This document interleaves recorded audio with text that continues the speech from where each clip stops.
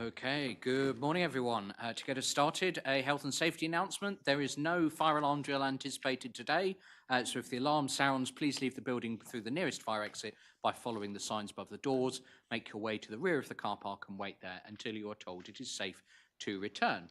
Please also make sure all phones are either muted or switched off. To start the meeting proper then, good morning everyone and welcome to this Strategic Planning Committee meeting on Tuesday the 4th of February 2025. The first, if you can believe it, of this year. So Happy New Year everyone if I've not seen you. I'm your Chair, Councillor Todd Olive, and to my right is Vice Chair, Councillor Mike Howe. Supporting officers present are Ed Freeman, Assistant Director, Planning, Strategy and Development Management, Damien Hunter, Planning Solicitor, and Wendy Harris, Democratic Services Officer. Can I remind everyone present, please, that this meeting is recorded for publication on the Council's website, so please can members and officers making a contribution to the meeting use a microphone or your comments will not be recorded. We will now start the meeting by doing a roll call of committee members and declaration of interests. Wendy. Thank you. Thank you, Chair. I'll start with yourself, Councillor Olive. I am here and I have no declarations at this time. Thank you. Vice Chair, Councillor Howe. I'm here and no declarations that I can think of. Thank you. Councillor Brian Bailey. At present, Wendy, no declarations. Thank you. Councillor Jess Bailey. Present. I'm a Devon County councillor and they have got various sites that are part of the local plan, but I don't think we're going to be discussing sites, so I don't think I'll need to make any declaration of interest. Thank you. Councillor Blakey will be arriving shortly. We have Councillor Bethany Collins. Present and no declarations other than the usual lobbying. Thank you. Councillor Davey. Present, and I've been lobbied particularly on Exmouth 20, so just a bit of lobbying there. Thank you. On site selection. Councillor Fernley. Present, and again, lots of lobbying for Exmo 20. No declarations otherwise. Thank you. Councillor Hayward. Present, thank you. No declarations. Thank you. Councillor Young. I'm present and yes, I've been lobbied on a number of applications, especially Exmouth 20.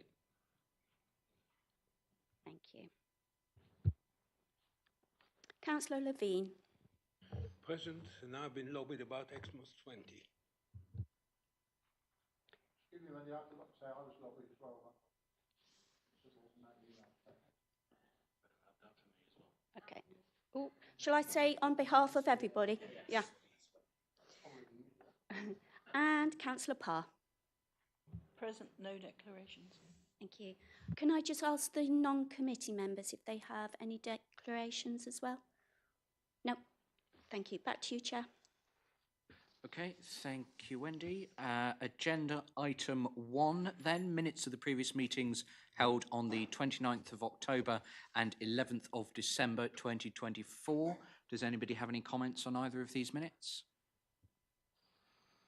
No, okay, in which case then, as Chair, I will move those minutes as true and accurate records. Members, please raise your hand if you're in support. Yep, that's carried. Thank you very much. Agenda item 2, apologies. I have Councillors Ingham and Colin Brown and Kevin Blakey will be joining us in a little bit. Any others received? No others. Okay, Sorry, excuse me. No others received. Any apologies from the floor? No, okay, thank you very much. Agenda item 3, declarations of interest, we have already done, which brings us then to agenda item 4, public speaking, and we have a number of members of the public registered to speak this morning. So we will come first to Chrissy Howick. Good morning, whenever you're ready.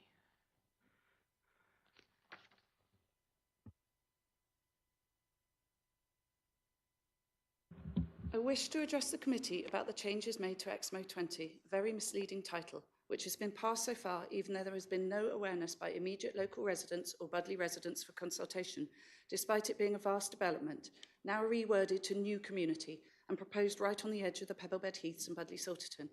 At the first strategic planning stages, local residents would not have realised their ability to object. When looking online, maps and boundaries were inaccurate and areas were marked in red as if not being considered for development. It went through this stage against advice of planners. It has been confirmed since December that the entrance will be on the B3179, meaning that potentially 2,000 extra cars will try to get out onto an already very busy road with disastrous results. There are already at least 5 treacherous turnings out onto this road, and I don't believe any thought has gone into the scenario of another junction churning out thousands of cars towards Budleigh. During last year, there were a number of accidents on the Exmouth Road and B3179, and with no other roads being available to get into or out of Budleigh, all roads then became gridlocked for hours on end. This was a frequent and very dangerous occurrence. Thousands more cars would cause absolute havoc in this area. The proximity of the development on the boundary of Woodbury Commons Pebblebed Heaths, a unique European designated SAC site and SSSI, has been totally ignored. The immense light pollution and noise pollution of a new community right on top of a steep hill has not been mentioned or considered in any way. Many local individual planning applications have been refused due to proximity to Woodbury Common, home to a number of rare bird species including Dartford warbler and nightjar. It comes as a huge surprise then that no consideration has been made of 1,000 more houses and mass footfall even closer to the heaths, which would destroy this rare area. Councillors have confirmed the minimal buffer zone would be used for recreational purposes, meaning they could and would use it for commercial building right up to the main road. Disastrous for the area, wildlife, and joining Exmouth and Budleigh with barely a gap. I would plead with the committee to reconsider this site as a tick-all-boxes answer to providing houses, as it has not had the time allocation or indeed representation from relevant local or national bodies for sensible consideration. The site has not been visited by councillors who voted it through, or even heard of by some councillors. As our representatives, official guardians of East Devon, and experts in this field, I would urge you at this strategic stage, and with the changes made to the site entrance, to reconsider taking a large area of land out of agricultural production at a time when food security is one of our most important issues. This makes it a totally different development and needs further consideration. Furthermore, the very real potential for the development to cause mass flooding to the already stretched Withycombe Brook, the impact on an already very overloaded sewage system constantly polluting the sea, and the very detrimental effect it will have on our local services must warrant more strategic consideration. This is an unsuitable site which is not viable, sensible or practical from a road, environmental or infrastructure point of view. To have a rushed through, ill-considered development on anyone's conscience would be tragic. Thank you. Thank you. We come then next to, sorry, could somebody, Melanie's going to speak up there anyway. Councillor Martin. Thank you, Chair. Good morning, committee. I'm here today regarding the tracked changes to XMO 20 and my comments to those residents in my ward who reside in the Knoll Hill, Dalditch Lane and Ting-Tong area. I'm aware that the local plan is at regulation 19 stage and that as ward member for neighbouring Budleigh, I can have input into any future planning applications, but it would be remiss of me not to inform the committee of my grave concerns about the site and its access. Firstly, there has been discussion about accessing this site from the B3179, a rural road that is dark and winding with a speed limit of 60 miles an hour. It has one of the sharpest 90-degree bends that I have come across in East Devon, which with today's blinding halogen car lights makes it extremely dangerous. The road has no paths and there is no safe place to cross to the common. I have sat in strategic planning meetings and seen potential housing sites with safer roads rejected. I cannot understand why the idea of having an access onto this dangerous road is even being considered. Secondly, I'm very concerned about the effects this access will have on the SSSI, which is a mere road's width away. As difficult as it is to drive down this road in the dark, it is this dark sky landscape that provides a habitat for our wildlife to live and flourish. These habitats would be significantly disturbed if the Highways Authority were to install street lighting. To summarise, I cannot see how you can protect the dark landscape of the SSSI and install a safe vehicular access into this site, but I will watch with interest how this progresses. Thank you. Thank you, Councillor Martin. Thomas Shillito.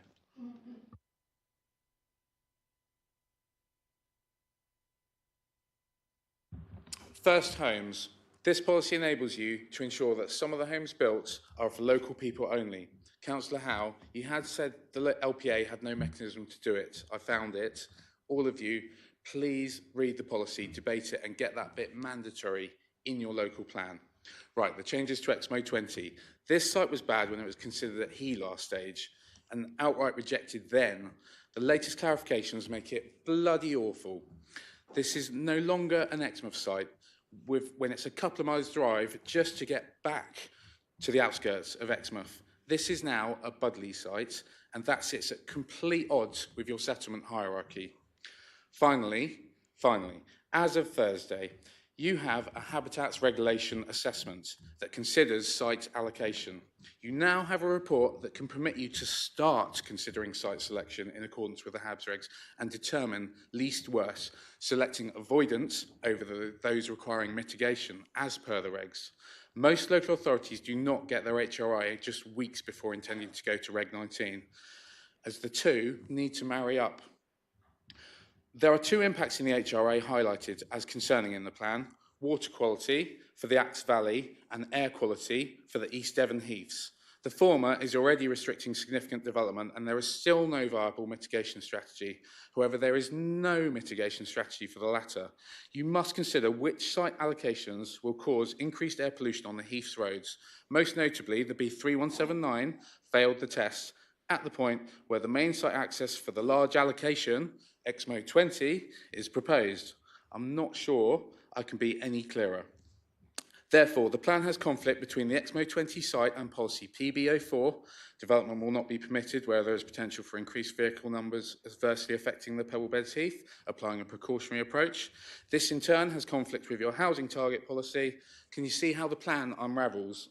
Section 1 of the Local Plan Procedure Guide states the LPA should rigorously assess the plan for soundness before it is published under Reg 19.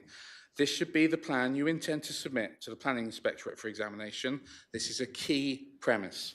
The purpose of preparing a plan prior to Reg 19 is to address all the necessary matters as far as possible and not to defer them to future updates. This is really important to understand, as at Reg 18 stage, you can make amendments relatively easily. Once you go to Reg 19 consultation, if you need to make subsequent changes, it gets a whole lot more complicated. Your Habitats Regulation Assessment states that there is not sufficient certainty to rule out adverse effects on the integrity of internationally protected sites. You must ensure that the plan is sound and meets all the necessary legal requirements prior to Reg 19 consultation publication. The HABS regs refer to you as the competent authority. For the sake of the residents and wildlife of East Devon, please do not make that ironic. Thank you. Any questions? You don't get to take questions, Mr. Shillito, I'm afraid. You spoke to me last time I was stood up here, so just checking. Councillor Horn from Budleigh Salterton Town Council. Good morning. Good morning. Good morning, everyone. I'm here representing Budleigh Salterton Town Council, as already stated. We sort of prepared a statement yesterday, which I'd just like to read out. Thank you for the opportunity to be heard today. We would like to share our thoughts regarding the proposed development known as Exmo 20, located adjacent to the B3179, or as it is known locally, the Ting Tong. Budleigh Salterton Town Council, along with its residents, would like to be included in this consultation. The main access to the development is 2.1 miles from Budleigh Salterton and much further to Exmouth at 4.2 miles. We understand this is a strategic planning meeting and that there are many factors to consider in the decision-making process. However, Budleigh Salterton Town Council would like it recorded that we wish to be part of any decision-making moving forward, given the planned increase in residential housing that would happen near Budleigh Salterton and ensuing pressure this will place on local infrastructure and services, particularly with the proposed access onto the B3179, as already stated by previous speakers. Additionally, we would like to understand where the employment opportunities for the residents of this development will come from. Members feel strongly that this should not be seen as solely an Exmouth decision. We believe this is a collective decision, and Budley Salterton respectfully requests to be included in any future decisions regarding the development of Exmo 20. Thank you very much for your time. Thank you. Thank you for that, Councillor Horn. My list is in a different order. I think lastly we have a statement from Councillor Fitzgerald to be read out. Mr Hamill needs to go as well. He was at the top. Sorry, Mr Hamill.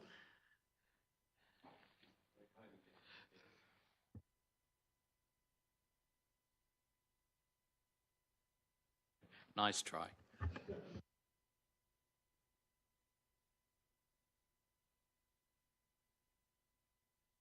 Good morning. My name is John Hamill. I live in Ting Tong, and you all know where that is now. It was at your meeting on the 3rd of September last year, in 17 minutes, you decided, against the advice of your professional officers, to allocate 210 acres of farmland between Budley and Exmouth. You may recall it happened as a result of manoeuvring by some councillors who spoke and voted against the advice of your legal officer, Mr Hunter. I know Councillor Ingham isn't here today. At that meeting, you, Mr Freeman, advised the committee that further work would be necessary to ascertain the viability of Exmo 20. This has resulted in preparing an accurate map of the site. The one you decided on was incorrect. They had to ascertain what the boundaries for the development could actually be in light of the proximity to the Pebblebed Heaths. And lastly, you had to engage with Devon County Council Highways to try and work out how on earth you were going to get 2,000 cars in and out. On the red line version of today's additional documents, agenda item 8.2b, DCC advised you the only viable way was from the 3179, the already dangerous and congested road that leads from Budley to Woodbury. By continuing with the XMO 20, you have opened yourselves up to a series of risks. Firstly, you have an environmental risk. The proximity to the Pebblebed Heaths, the SSSI, the SAC sites, has already forced officers to curtail the area. You will know the RSPB is taking an interest, and Natural England has still not yet been properly consulted. Should either decide to object to this proposal, the cost to the council, both financial and reputational, will be significant. There is secondly a financial risk. Devon County Council has told you access will be from the 3179. The extension at Deanan Way is no longer of any use. The cost to upgrade the 3179 through Ting Tong, Hullam Junctions and onto Woodbury will be in the millions. This will be unbudgeted. You must also consider the financial risk to developers. They will have to build a road at least half a kilometre long from the Pebblebed boundary. They will have to create a housing estate, which is 7.5 kilometres from the facilities in Exeter, in Exmouth rather. Who will want to live there? Who is going to buy these houses? This is a high-cost, high-risk site. Developers will have the choice of much easier sites in Devon. The last risk is the political risk you open up, and this is the very risk you repeatedly say you wish to avoid. If EXMO 20 is included in the plan, but is not viable for environmental or financial reasons, you will fail your housing obligations handed by the government. You cannot control the environmental and financial risks, and you may well end up losing control of planning in East Devon. I therefore urge you, revisit those sites that should have been included. Councillor Hall tells us there were 318 houses turned down by the time you got to Exmo 20. And finally, at -8, the facts you were presented with on the 3rd of September have changed. I say to you all, have the courage also to change. Reject EXMO 20 and make East Devon, as you claim, an outstanding place. I owe you 25 seconds. Sorry, Mr. I think we'll live. Thank you, Mr. Thank Hamill. you. Red? Right. Thank you for listening. Okay, thank you very much, everyone. I've asked Mr. Freeman just to pick up some of the points that have been mentioned when it comes to agenda item 8, to which all of those public speaking comments related, so we will circle back around. In the meantime, though, the rest of the agenda item 5, sorry? I've forgotten Charlotte, haven't I? Wendy, Councillor Fitzgerald's statement. Thank you, Chair. So her statement is regards to Exmo 20. This site for 700 homes was allocated in the latter planning stages as the suggestion of members and against officers' recommendation. Changes made to the draft plan since December means that car access to the site can no longer come from Withycombe, but must all come from the B3179, the main road to the northwest which skirts the Bicton and Dowditch Common in my ward. The access point is on a dangerous stretch of road with no pedestrian access. Indeed, following the Regulation 18 consultation, the northwestern built-up area boundary for Budley was moved back to the line of the B3179, such that development immediately to the northwest of the town could not take place within this plan period. This was done precisely because there is no footpath along the road, and having tried to walk it myself before, I can confirm it is very dangerous. The B3179 forms the border of the Pebblebed Heaths Triple SI, which enjoys one of the highest levels of protection of all designations.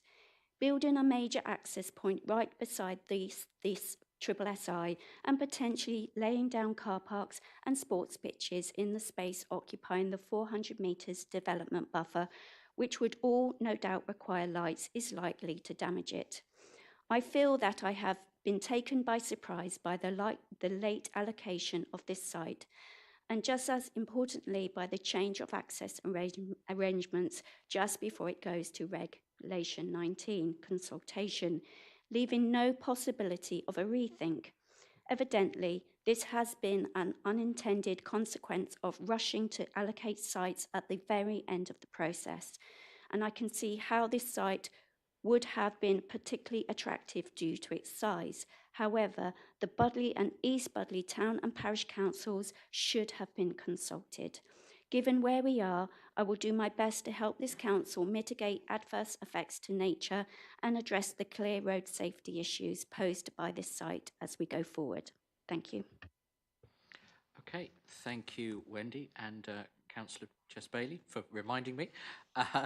Agenda item 5 then, matters of urgency, there are none, and agenda item 6, confidential or exempt items, again there are none, which brings us then to agenda item 7, changes arising from the new National Planning Policy Framework. Mr Freeman, some good news for us to start 2025.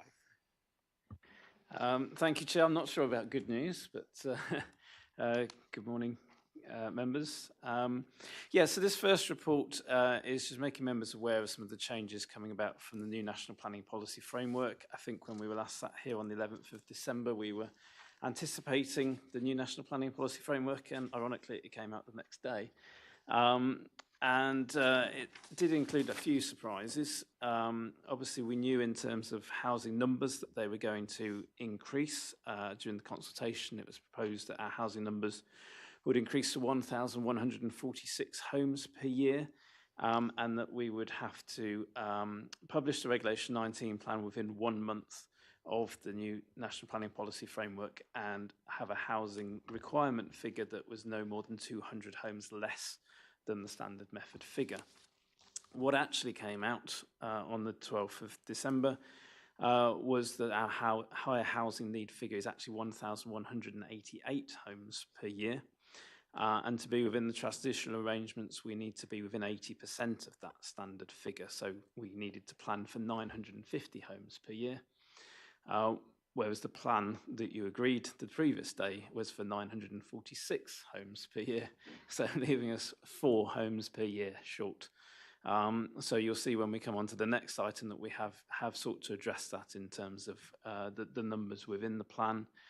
We also now have a longer period to comply with the transitional arrangements, so we actually have until the 12th of March to publish the Regulation 19 version of the plan. However, it's on the agenda for you today.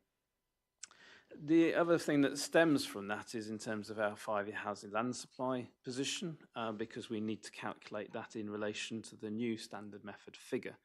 And we also now need to build in a 5% buffer, which we didn't have to previously. So that does leave us down to a 5-year housing land supply figure of 2.97 years. So quite a significant shortfall there, which obviously brings the tilted balance back into consideration in terms of decisions on planning applications and significant weight needing to be given to that housing land supply position.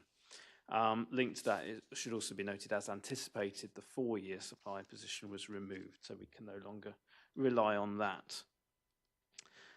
Linked to that is also a forthcoming requirement for plans that are out of date to actually demonstrate a 6-year housing land supply position.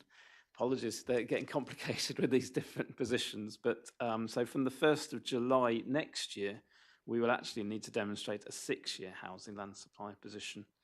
And that will continue because even once we've adopted the new local plan, because it was progressed under the transitional arrangements, we will continue to need to demonstrate a 6-year housing land supply position.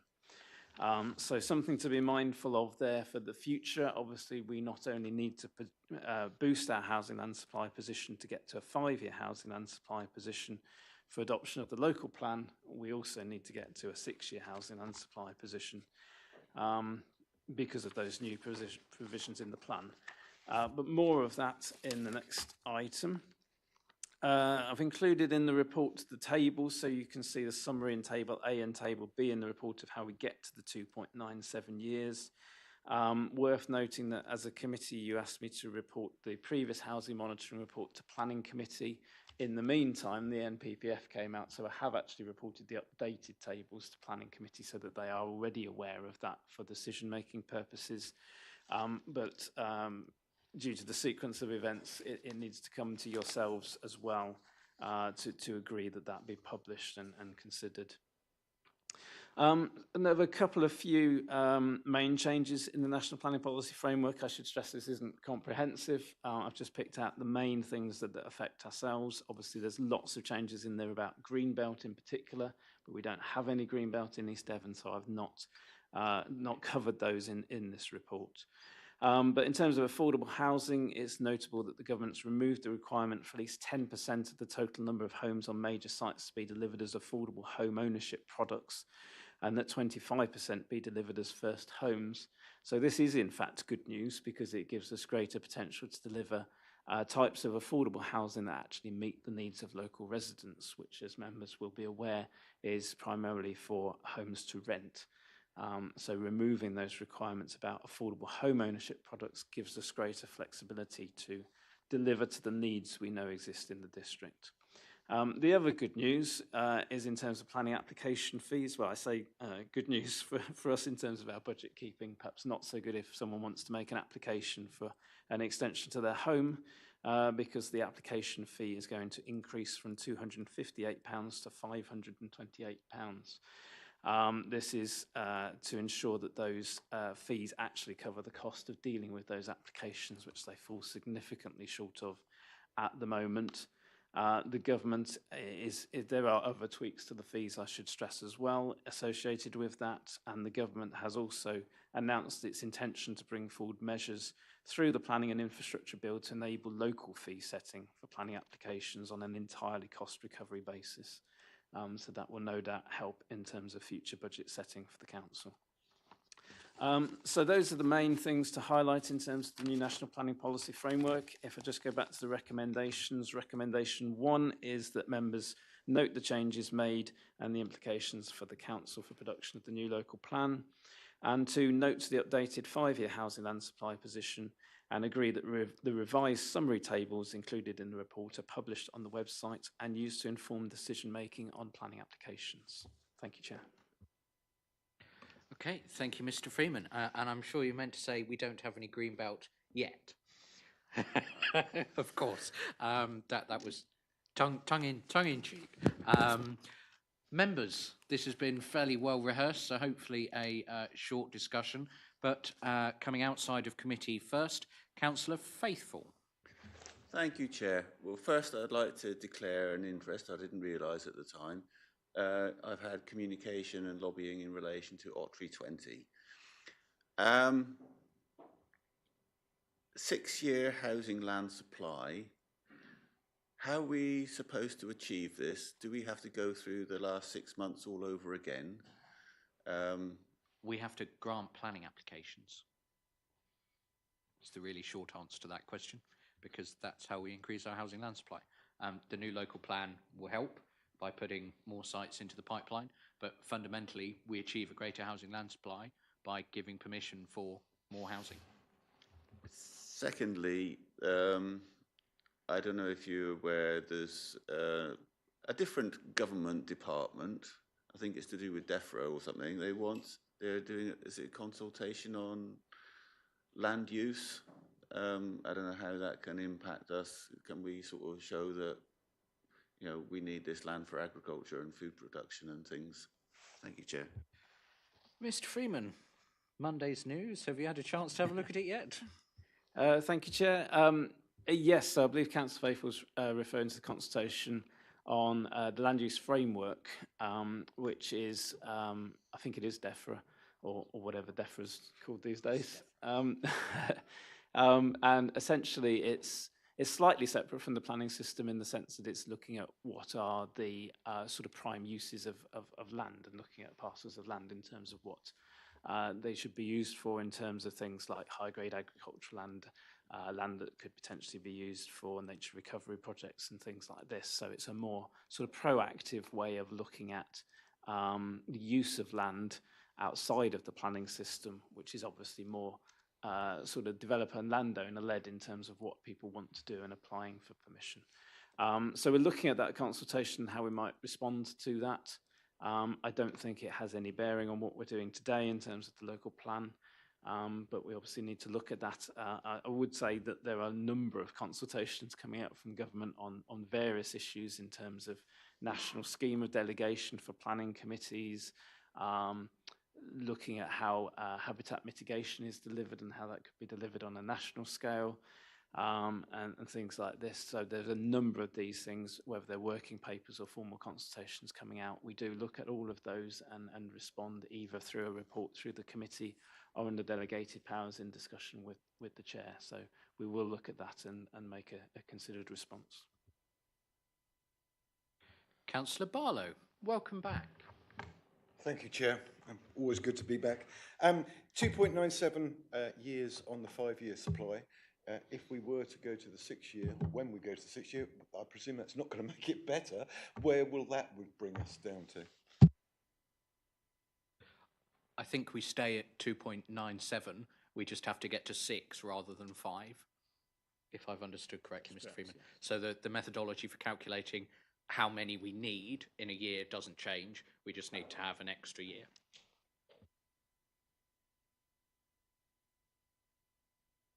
Any further questions, inside or outside? I saw Councillor Davies' hand first. Too slow, Councillor Levine. Thank you, Chair. So it's just because I'm in front of him. I presume we're confident that the change to the planning application fees isn't a misprint, since it only involves switching around 2 digits. No, I'm quite sure that's all right.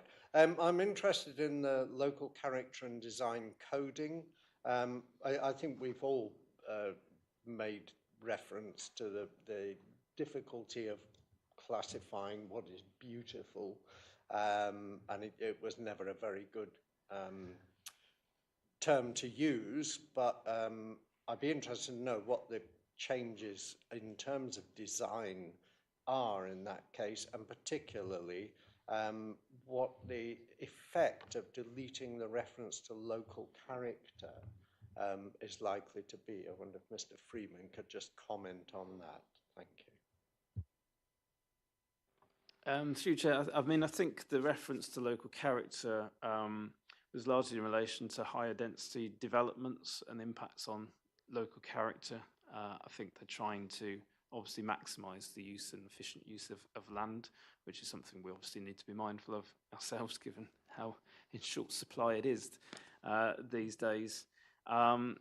So having said that, I mean, I think you still need to have some regard to the local character of an area in terms of obviously policy making and decision making on planning applications. So I think some of these changes to wording are about trying to take some of the subjectivity out of it in terms of way it's worded. Things like beauty and beautiful, I think you identified yourself as a very subjective term, and trying to make it less subjective and a bit more objective. I don't think it's necessarily a fundamental change, because we try and be fairly objective about it. But I think where we need to go with that as an issue is in terms of resurrecting the work we've previously done on the district design guide and bringing that through. So that's something that we've just not had capacity to do because of the local plan, but it's something that we need to resurrect. Quite a lot of work was done a couple of years ago on that, and that will hopefully help to give greater guidance in terms of what we think of the character of the area and what's important about the local character to inform decision making. But obviously we need to make sure that complies with the new NPPF. And then we need to look at things like design coding in terms of the major allocations coming forward. Obviously there's lots of work going on, as you'll be aware, on master planning of the second new town that's coming through the plan, but we also need to do work on some of the other major allocations that are coming through the plan in terms of design codes and master plans as well. So lots of work to be done. It doesn't all end with the plan. It's just another step on the journey to delivering the development that we need in the district, really. But hopefully that helps. If I'm remembering right, that clause in the NPPF they took out that Ollie was specifically referencing there was to do with historic areas in urban conurbations, specifically, I think. I honestly can't recall without checking exactly what the reference was. I think it was. It was about taking into account historic character where applications were looking to densify. So in cities like Bath comes to mind, I suppose, where you've got areas of particular historic architectural significance, making sure that efforts to densify and increase housing land supply that way weren't compromising that. I think that's what it was about. But who knows, I might have just made that up. Councillor Levine, then Councillor Blakey. Thank you, Chair. I'm a little worried about the fact we're struggling to meet the housing land supply. 2.97, it left to go to 5 and to 6. I know we've got a stepped approach to building in the new local plan, but we're dependent on developers coming to us with planning applications. And it's a human nature being what it is. It's a great temptation for the developers to have a stepped approach to make sure that we are under the 6-year or 5-year housing land supply. So developers are in the driving seat of the housing market rather than us. And that seems to me what the government is trying to do, to make sure that we have no power to decide where we can or can't build. And to me, that's not a terribly nice development. I think that was more rhetorical than question, but I can't say I disagree, Councillor Levine. So thank you. Councillor Blakey. Yeah, thank you, Chair. First things first, can I confirm I'm here, please? You may. Well, good. And I have no declarations of interest. Can I also ask the public speakers, were they all on the subject of Exmo 2.0? Lovely, okay, thank you. Now to the question itself. Page 38, under affordable housing, I think misunderstanding on my part perhaps. The commentary said that, let me just find the correct wording. Regarding the 25% delivered first hold, delivering first homes, it says, although the option to deliver first homes remains. Now, am I right in thinking that this is not an option, it's actually an obligation? And is that the right wording? Or have I misunderstood? So essentially the obligation has been removed, but it's still there as a form of affordable housing that can be delivered. I don't envisage that it will be, because it's not been well received by the development industry or by local authorities, to be honest. I think The development industry doesn't like delivering them, and it doesn't meet our need. So I think we can essentially say first homes will probably not be coming forward, certainly not in great numbers in East Devon. Councillor Young, is that a hand up, or are you fiddling with your glasses? Councillor Young. Yeah, I can't get my head around this 6-year supply. Ask me what I'm going to be doing in 6 years' time. I haven't a clue. Ask developers how many houses they're going to be building in 6 years' time. I don't think they've got a clue. Ask anyone who wants to buy a house in 6 years' time. They wouldn't have a clue. So how do we predict a 6-year land supply? And I just wonder if we could challenge that with government in some way, because it is basically sticking a finger in the air, isn't it? It can't be much more than that, because planning applications are set for 3 years, and then builders build out from that time. And from the large applications that I'm aware of, it is all dependent on the market demand at that time, and no one knows what's going to happen to the economy in the next year, in 6 years' time. So I think we should be challenging that, if in some way, which will help us out possibly in our calculations.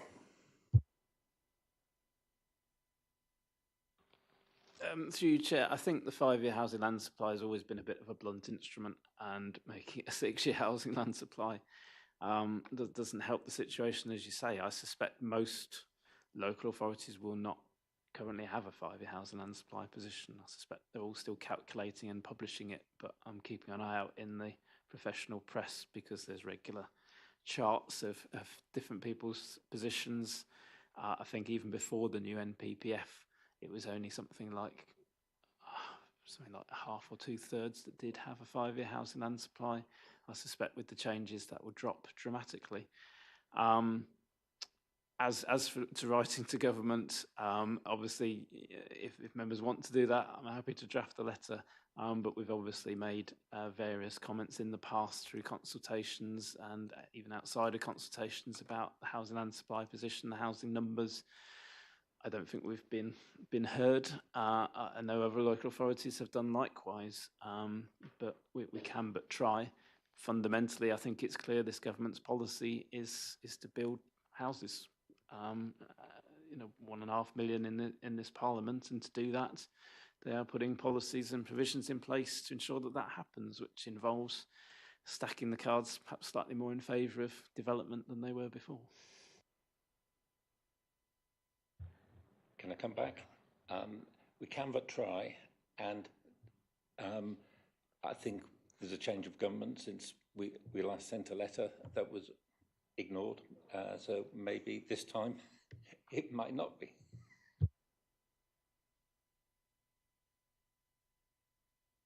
Was that a proposal, Councillor Young?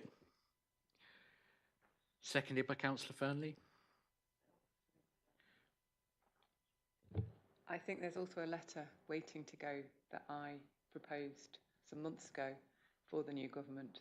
So maybe we could get this all put together to finally send.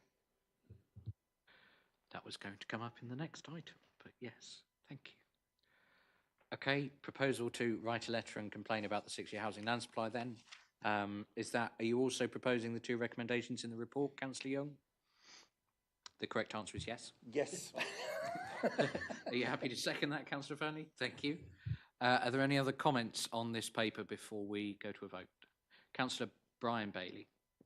Thank you, Chair. I'm looking here at the new NPPF, Section 2, Achieving Sustainable Development, and we have subsection C, Environmental Objectives. Well, if you care to read that, you'll find that Exeter 20 particularly springs to mind on this, because it's suggesting here that we should improve biodiversity, which in that case we wouldn't. It's suggesting here that we should go for low carbon. Is this to do with the changes, Councillor Bailey, because I don't yes, believe because anything it's in... contradictory to what we're actually going to do. I don't think anything in the paragraph you're referencing did change. Well, it's saying one thing, but we're expected to do another. You know, letting all these cars onto the B17, Okay, whatever it is. Thank you, Councillor Bailey. That's not really Well, relevant I shall to bring this it up item, later on, Chair, if I may. Okay, we'll come to that point when we get to it in the next item. Anything else on this report specifically? Councillor Roy Collins, is it quick? I have already done outside committee. Yes, Mr. Chairman.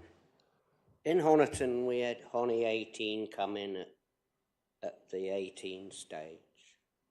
And how are the public to respond to this? What opportunities are there for them to respond to anything in this document? What's the time scale of the public got to respond to these things, and how do they do it? Councillor Collins, this item is not the local plan, so that point's not really relevant. There is the opportunity for the public to respond to the Regulation 19 consultation, which will be starting imminently. There's the opportunity for them to input to the planning inspectorate when we go to examination. If we go to examination after that Regulation 19 consultation, the plan will be considered by full council. There's plenty of opportunities, but that's not a matter for this item. Councillor Hayward. Thank you, Chair. I think coming back to the point that Councillor Collins is making and speakers have made earlier about consultation and representation, that yourself and officers work with the town and parish councils to promote the consultation process from the very outset to the very end, maintain the comms and work with your town and parish councils who are very keen to ensure that members of our East Devon community have the opportunity to respond. Some don't have electronic access, so we make other means available. You know, there might have to be a method whereby paper copies, that's quite an onerous process, but some people simply do not have access to the internet. So I think, as you have done in the past, we just make all avenues available to those who wish to make a representation so that no one feels excluded. I don't believe anyone has been. I think our process has been thorough all the way through, that we've given ample opportunity and advertising and promotion. Every ward member has known what's going on. They can disseminate that to their own towns and parishes. But we, as you will, I'm sure, just need to make sure we keep the foot on the pedal and that everyone has the opportunity. And I believe, you know, they will. Thank you. Indeed. Thank you, Councillor Hayward. But coming back to this report, any further questions on the changes to the NPPF from December the 12th?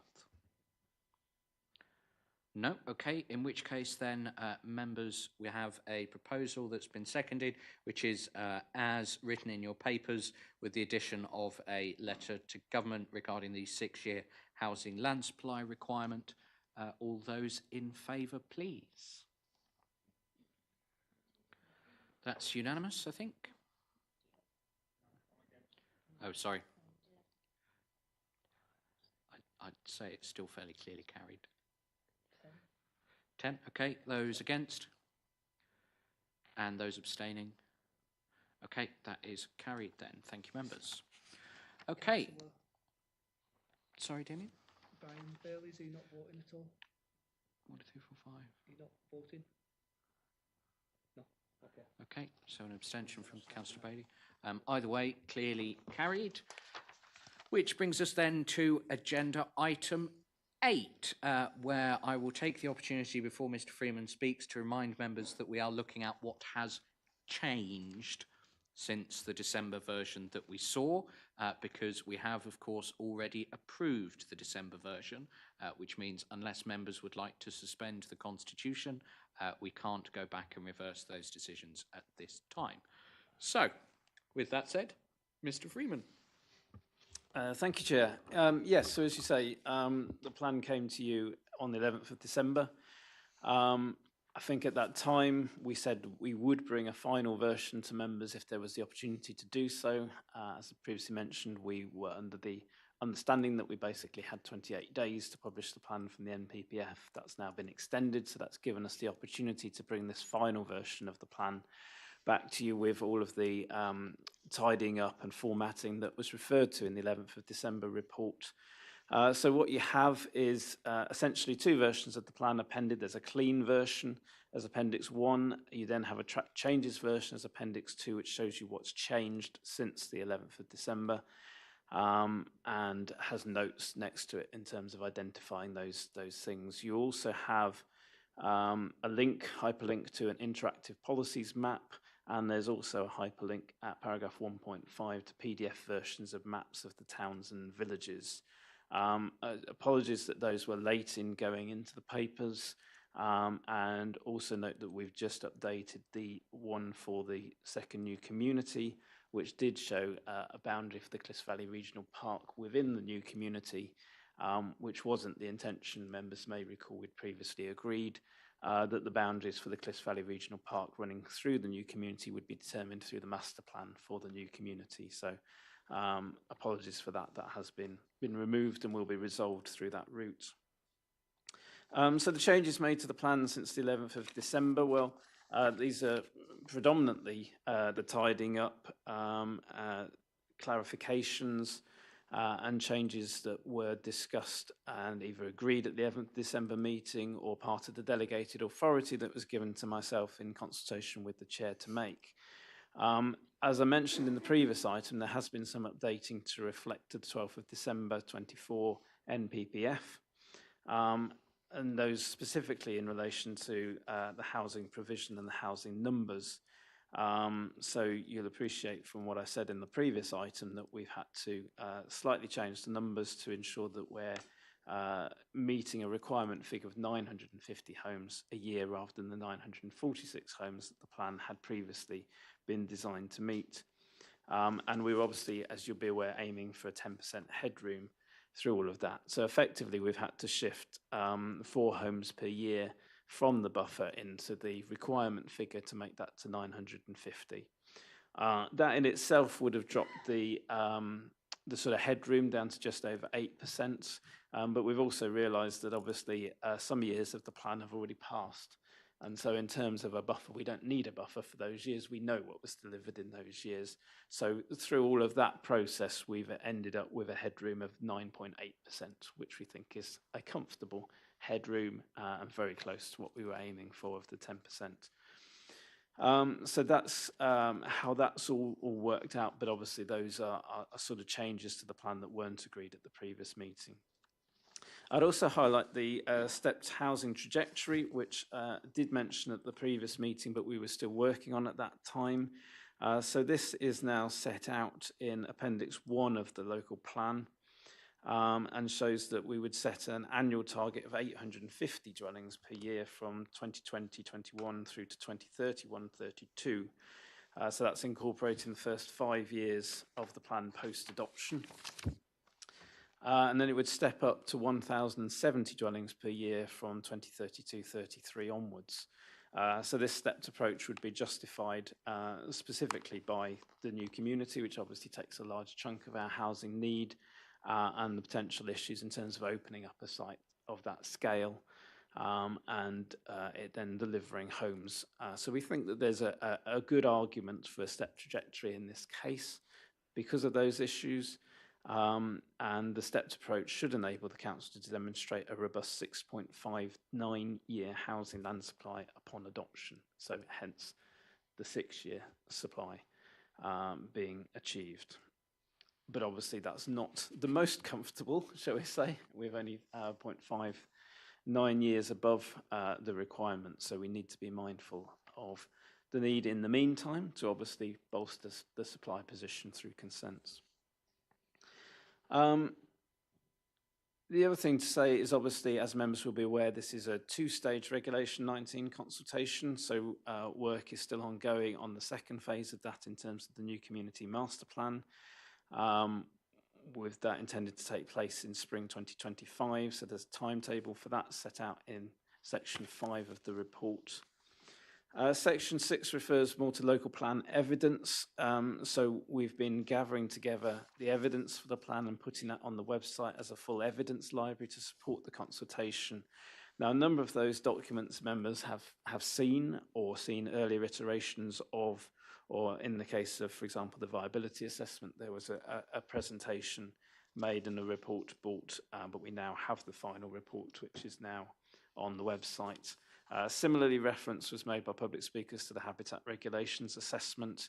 There was an early draft of that went out with the Regulation 18 consultation, but obviously that's an iterative process and has to be developed in parallel with the plan. And obviously the habitat regulations assessment has been updated for this point in plan making, but there is still work to be done on that. As was highlighted by public speakers, particularly in relation to the pebble-bed heaths and air pollution issues there. So this is an issue that wasn't previously identified with the previous local plan, which focused more on recreational impacts on the habitat. But it has been identified through further work that, and this is informed by further work elsewhere at other similar habitats where air pollution issues are affecting soil quality adjacent to roads that run through the pebble-bed heaths. And additional work is needed in terms of developing a mitigation strategy for that. So we've had lots of conversations. As I say, this is an iterative process. There's been various meetings between ourselves and the consultants undertaking habitat regulations work and further specialists on this air pollution issue. So we are satisfied that it can be mitigated, but we obviously need to develop a full mitigation strategy as part of further work to inform the plan for that to be submitted for examination. There's also issues that were highlighted in terms of the water quality in the Acts, which I think members will be aware of. And obviously we've recently been granted over £4 million of funding to develop the mitigation strategy for that. So obviously that needs to be developed as we move forward towards submission of the plan as well. And then it's through that process, through the Regulation 19 consultation, that we will be consulting with Natural England on those issues and obviously working with them as the plan progresses through the examination process as well. So as I say, that's all an iterative process that works forward. So we don't have the final answers. We don't need to on some of those issues at this point. That can progress as the plan moves forward from here. Obviously, another outstanding issue is the Greater Exeter Transport Study, for which work is continuing to progress. We will not have that for this consultation. We will need to have that for the second round of Regulation 19 consultation. But obviously, as previously highlighted, what that does look at, the sum of development coming forward through the local plan, it's the second new community that is the really big area of growth that impacts on that wider transport infrastructure. So there is a logic to that consultation coming through that process alongside the master plan for the second new community. While I'm talking about transport issues, I would just highlight in terms of the public speakers on Exmode 20 that while we've clarified wording in the plan has been picked up in terms of vehicular access from the B3179, I think our reports have always highlighted that access would need to be from the B3179 and that there were issues in terms of access to the south on the Exmouth side. So that was already known. All that's happened in terms of the wording of the plan is we've had further discussions with Devon County Council as the highway authority in terms of how that issue is addressed in terms of the wording of the policy, and hence you'll see some additional wording has been added in to the policy to try and provide greater clarification of those issues and highlight these issues about this review of local road and junction capacity and potential mitigation that would be needed as part of that work. But I think those issues have previously been highlighted and considered by the committee, and as the chair has said, we're not here today to reconsider the allocations which have already been agreed. Coming back to the evidence for the plan, obviously, as I mentioned, some of these are still works in progress and being added to the website. Another key one to mention is the infrastructure delivery plan. So that unfortunately hasn't been ready for today's agenda. It is largely a sort of factual document in terms of through the discussions that we've had with infrastructure providers as to what is needed to meet the requirements of the local plan. I would envisage bringing that to committee at a future date, but it will need to go out to the consultation, so perhaps post-consultation bringing through a report to you as a committee on that document and the responses we've had to the consultation, so the committee have an opportunity to review that, accepting that that's quite a key document, and I know there's a lot of concern about infrastructure and understanding what is needed to deliver the plan. And also we need to consider the consequences of that in terms of how we're funding infrastructure and working with providers. So apologies that's not been possible to bring that, but we will bring that at a future date alongside other reports that are still emerging. And I'll mention the water cycle study at this point, which has been an ongoing saga. But we will, once that is finally resolved, obviously bring that through the committee as well. Just turning to the consultation itself then, so as previously mentioned, the consultation will be hosted using our commonplace software that is largely set up now, ready for the consultation. But as mentioned at the December meeting, it's important to note that at Regulation 19 stage, it's a slightly different consultation to the previous consultations we've had. This isn't a consultation about have your say to inform the plan as it progresses and emerges. This is the council saying, this is our local plan. Do you think this is legally sound? Do you object? Essentially, before it goes through to examination. So the materials will obviously make that clear, but just to make sure members are aware of that, and that is sort of the scope of the consultation. We have been working on a computer sort of animated video that the chair has kindly done a voiceover for, which sort of seeks to briefly tell the history of the local plan and how we've got to this point through the phases of consultation. So that again will be ready for the consultation to go live, and we'll be posting that and stills from that for social media posts throughout the consultation to try and draw attention to the consultation and engage with interested parties. The other thing to mention is obviously implications for neighbourhood planning and decision making. So as we go through this process, obviously the local plan essentially starts to carry weight as it's published at Regulation 19 stage. So you will see that officers will start to refer to the policies in the Regulation 19 plan in terms of their reports on planning applications. It will carry only very limited weight at this stage. Obviously, we know there are a number of controversial issues in the plan, but we are at a stage where we should start to give some limited weight to that. So you will see that coming through in reports. And equally, that has implications for neighbourhood planning as we go through this process. Obviously, neighbourhood plans coming through in a slightly uncertain position in terms of developing plans that technically need to be in accordance with the adopted local plans still, if they're to be considered formally and made. At this time, however, with the emerging plan coming through, we would be encouraging neighbourhood planning groups to start to have regard to that as well, depending on their timelines in particular, because they may find that by the time their plan's coming through, it needs to be in general conformity with the new local plan. So we'll be advising neighbourhood planning groups of that, and we're obviously here to help and support them through that process. And linked to that, members have hopefully received an invitation to a webinar we're hosting on Thursday evening with the town and parish councils and neighbourhood planning groups to introduce them to the consultation materials and take questions from them on the consultation. So welcome all members to that meeting on Thursday evening. So just turning back to the recommendations, there are two recommendations for this item. The first is that the committee are asked to approve the publication draft of the plan as appended to this report. Again, with delegated authority to myself in consultation with the chair to make any final minor adjustments, but these will be very minor, but I have already just noticed the typo. So things like that that might need to be picked up and tweaked before the consultation goes out. The second recommendation is for the committee to agree, obviously, to consult on the Regulation 19 version of the plan as appended to run for 6 weeks. The intention is for the consultation to go live next week, as early in the week as possible, subject to whatever changes need to come through from today's meeting, which may delay that, but the intention would be hopefully to go live on the Monday the 10th. Thank you, Chair. Okay, thank you, Mr. Freeman. Deep breath, everyone. Outside committee first, and I see the usual suspects with their hands in the air. So, Councillors Faithful, then Barlow. Thank you, Chair. Not wishing to ridicule officers and councillors' hard work, but what's the point with a 6-year housing land supply?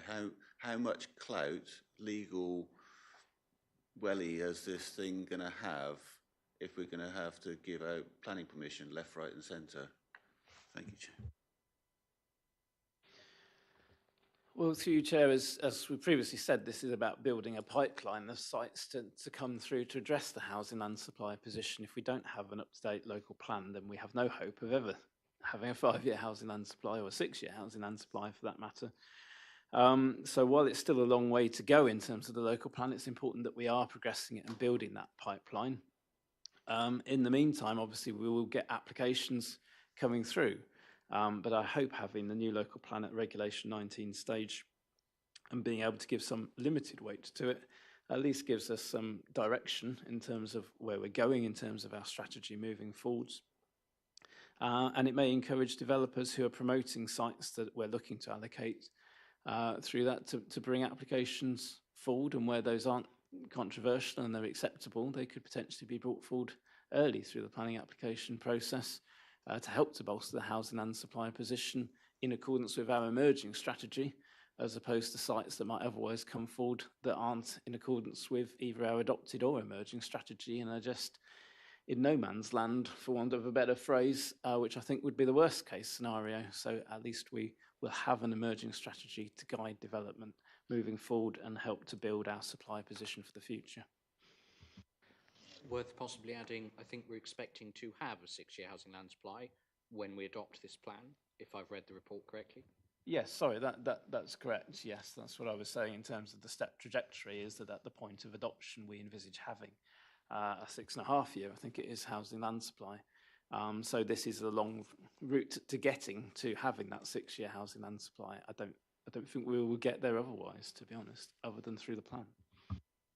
Is it about the same thing, Peter? Because I kind of want to move us on, because it's not really what this report is about. Yeah, it is. It's how much, I mean, whether, because as a member of the planning committee, how much say can we have with the early ones, with things like infrastructure and stuff like that? Because this is what's bothering me. We're going to have houses without the infrastructure. That's not a question for today then, Peter, but perhaps Mr. Freeman can pick that up with you afterwards or by email. Councillor Barlow. Thank you, Chair. I don't want to take up any more of your time.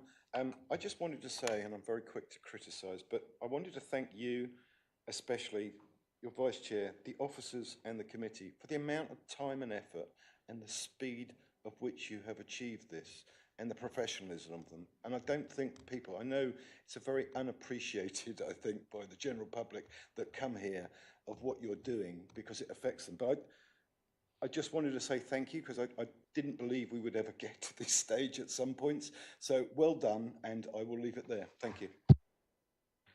Thank you, Councillor Barlow. Unexpected, but thank you.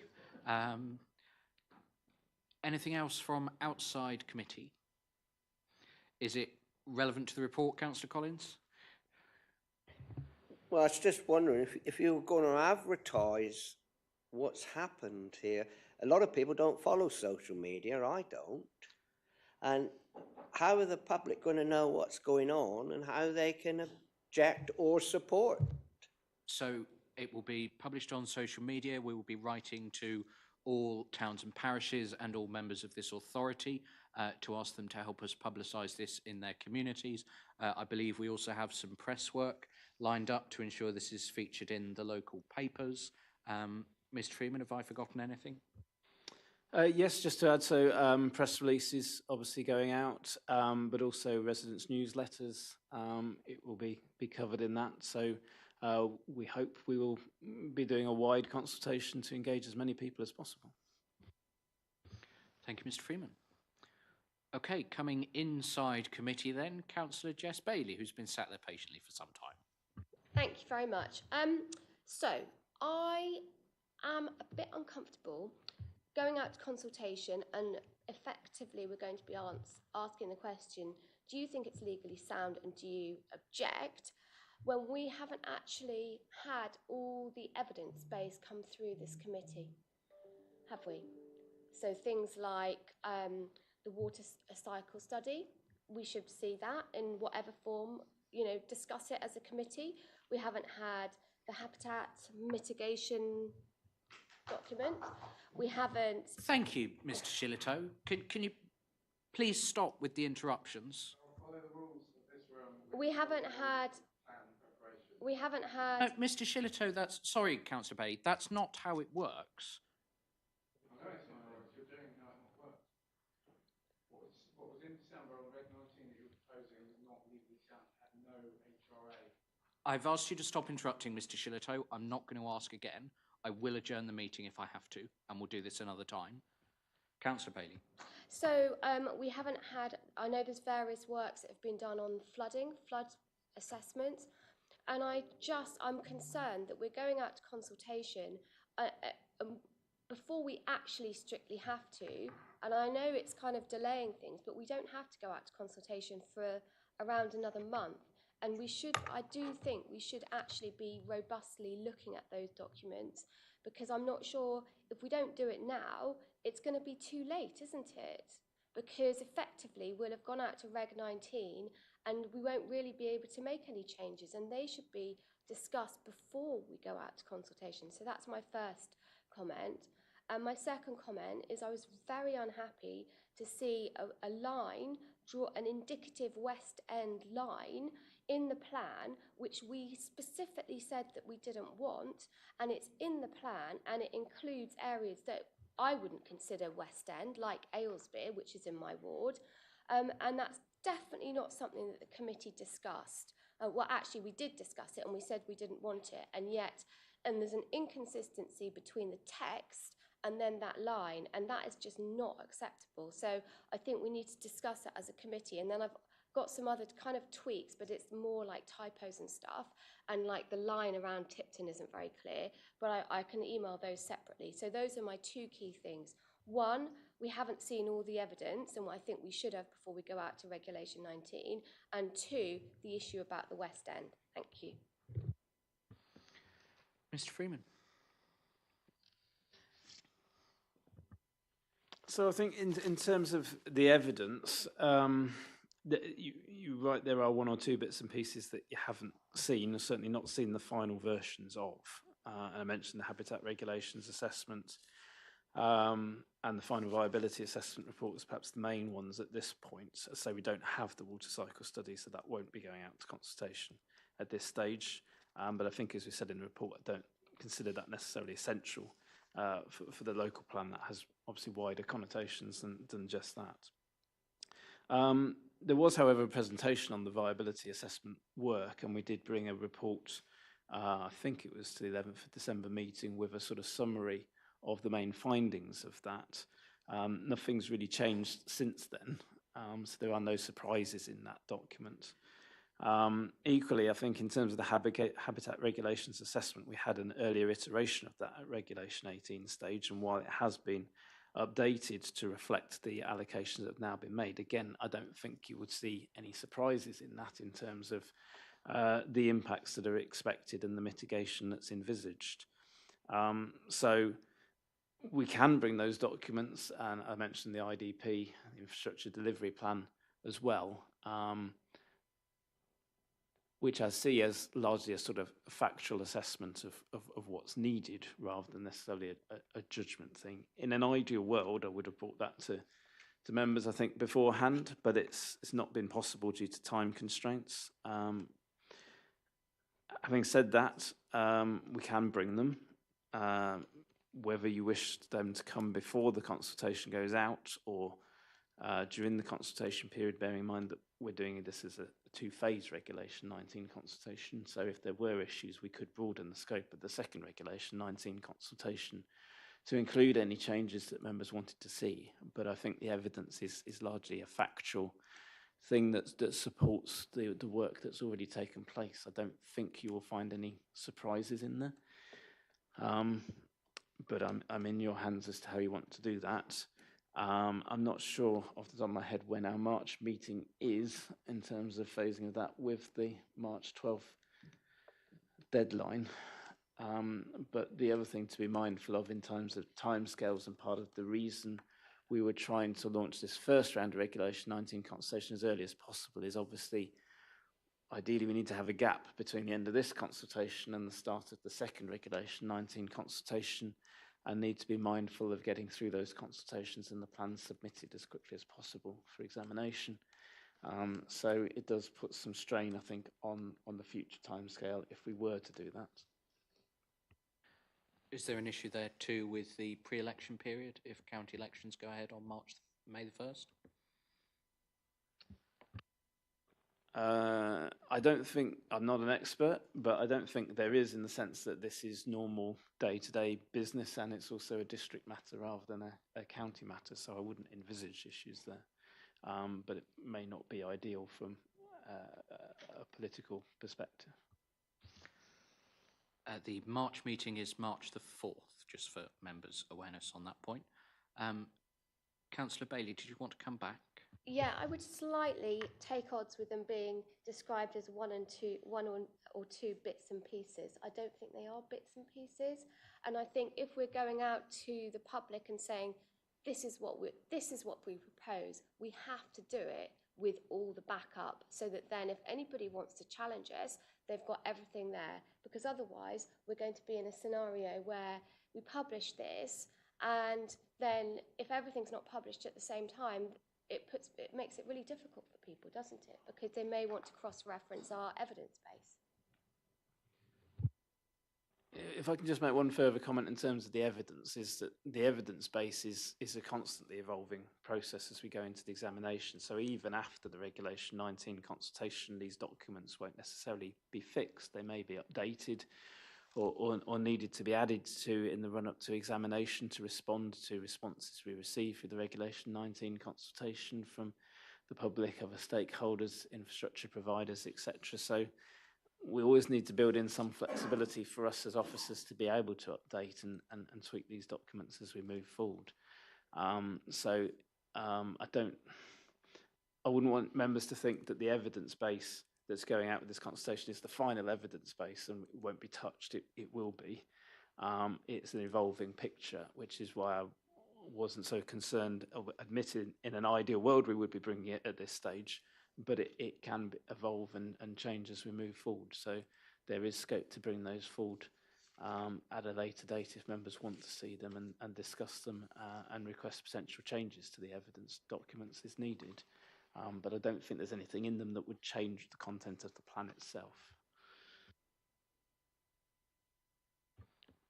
For my own clarity, the documents that we don't yet have, the IDP, the Infrastructure Delivery Plan, the Greater Exeter Transport Study, which as I understand it is principally for the second new community, the final HRA,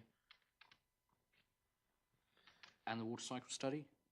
Have I missed anything? So we have an updated HRA. Again, as I say, it won't be a final one because, as I say, there's further work ongoing, and there will be even beyond the Regulation 19 consultation. We were never going to have the Greater Exeter Transport Study for this point in time, so that's always going to be the second round of consultation. We will have an IDP for the launch of the consultation. It's just being finalised as we speak, but we didn't have it in time for presentation today. The water cycle study, again, we will not have that for this consultation, but it's not, I don't see it as an essential requirement for this consultation. Why is that? Just for committee's clarity. Well, I think it goes beyond what's needed for plan making into wider issues about informing the IDP and informing wider concerns about particularly wastewater infrastructure and discussions with South West Water. But from a plan making perspective, as I've said, we're responding to responses from South West Water in terms of individual applications and how we move that forward. It's not necessarily specifically informing policies in the plan. Okay, thank you. I think that clears up some questions for me. I'm sorry, I don't know who was first, so I'm going to go with Councillor Bethany Collins. Thank you, Chair. Just for sort of clarity for committee members, if it was the will of this committee to delay things slightly to obtain that evidence base, where does that leave us in terms of the already limited timetable that we have? Like, how much wiggle room is there? Because obviously I'm very mindful of meeting that sort of deadline for examination. Through you, Chair, I think, as I say, we're doing a sort of two-phase Regulation 19 consultation. So if it doesn't go out in March and then runs for 6 weeks, we're into May, and we were looking, I think, to start the consultation on the second Regulation 19 consultation by mid-May. So in effect, I think that potentially delays that, because you don't really want to come straight off one consultation into another. So we were looking to have a gap of sort of at least a month between. So we're then into launching that consultation potentially a month later. I mean, it's still doable. You could still potentially submit the plan by the end of the year on that basis. And I think that's still within the transitional arrangements.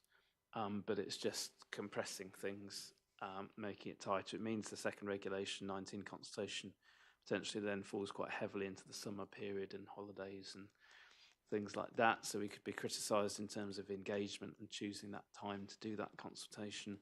So they're just knock-on impacts which I think aren't ideal, but it's possible if that's the will of the committee. Of the documents that we haven't yet seen, if we delayed Regulation 19 publication until, say, the 11th of March, which of those documents could we see before that consultation starts?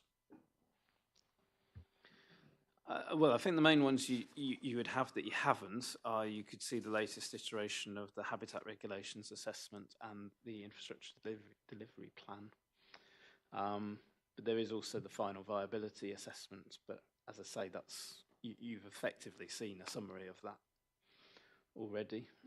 So I'm just looking over your shoulder. There's the qualities impact assessment you haven't seen, which we have.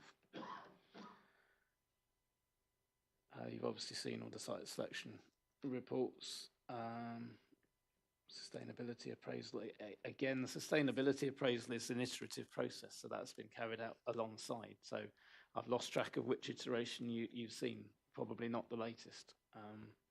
But again, there won't be any surprises in there, because we've done assessment of the sustainability of sites and options as we've gone through and presented them to you. As we've mentioned, we haven't got the water cycle study. Sites within national landscapes. Well, again, you've seen assessments of the sites and national landscapes as part of this process. But you'll be aware you agreed a methodology for assessing which ones were major developments and the exceptional circumstances test. So there's that element that you won't have seen the final wording of. But as I say, all of this is an iterative and emerging process, not just at this point in time, but moving forward. So I think it's a wider question in terms of at what point do you want to see these things, and how do we get to final versions for submission for examination. So in summary, the main one that we would see that isn't out there currently would be the IDP? Yeah. Okay. Hopefully that makes the position clear to members, and if somebody wishes to make a resolution on that basis, then they can do, and we'll see what happens. But I think we've explored that issue there, unless there's any further comments in debate. I'm going to come now to Councillor Paul Hayward, then Howe, then Davey. Thank you, Chair. As always with this committee, there's so much to unpick, and I'm grateful for Mr. Freeman for explaining with some clarity the issue of the housing supply times, dates, and Councillor Faithfull's alluded to it. So this committee has moved from a 5-year land supply to a 4-year land supply to a 5-year land supply to a 6-year land supply. So I hope that anyone watching and any other councillors understand we're up against a set of moving goalposts at the same time that we have an interminable period, in fact, a shortened period, because each time we try and develop this plan, a government, and at the moment, each variation of government just seems oblivious to the needs of East Devon and the pleas from this committee to actually have some sanity in the process, and just keeps imposing ever-increasing housing numbers on this district. But we have to react, and each time we react, they change the goalposts again, and we come back and we have to tweak it. And that's why we're in the situation we're in. So I think we've done admirably to try and keep up, but This is why earlier I voted against that recommendation, because you're going to write a letter to Westminster saying the 6-year land supply is outrageous. Okay, we'll put an 8-year land supply in. Be careful what you wish for, because each time they will just keep changing. They don't care. National government does not care that the one government, a blue government, a red government, dare I say even, no disrespect, Chair, but a yellow government, they just want houses. That's all they want, numbers. It's all a numbers game based on algorithms. They do not care a jot about local communities, especially rural communities. And that's the reality of living in East Devon. I came from an urban area. I now live in a rural area. And they don't care. They just want numbers. And that's what we have to do. Because if we don't, they will do it to us. So we can try and manage the process. And I'm very, very sympathetic with the people of Budley Salterton, and I've received those emails about Exmo 20, but I'm a clerk. My own council has been aware of this local plan process for the last year. It's been on agendas, it's been discussed. Members may just note it and report it, but it's been put to them. My own councillors are aware of every parish around me. They're aware of development in Somerset. I've made them aware as their clerk and as a ward member that they know what's going on. And that's what you have to do. You can't just wait for someone to tell you. You have to be engaged with the process. That's what we do. We have to read thousands of pages, everyone on this committee, so we come into this knowledgeable and aware. You know, reading tracked documents is not fun, but we still do it because it's the same document as the other 300 pages before, but there's slight changes, there's red lines in it. On the point about the reports we haven't got, there's always going to be reports. And I take Councillor Bailey's point absolutely entirely that we need evidence to do it.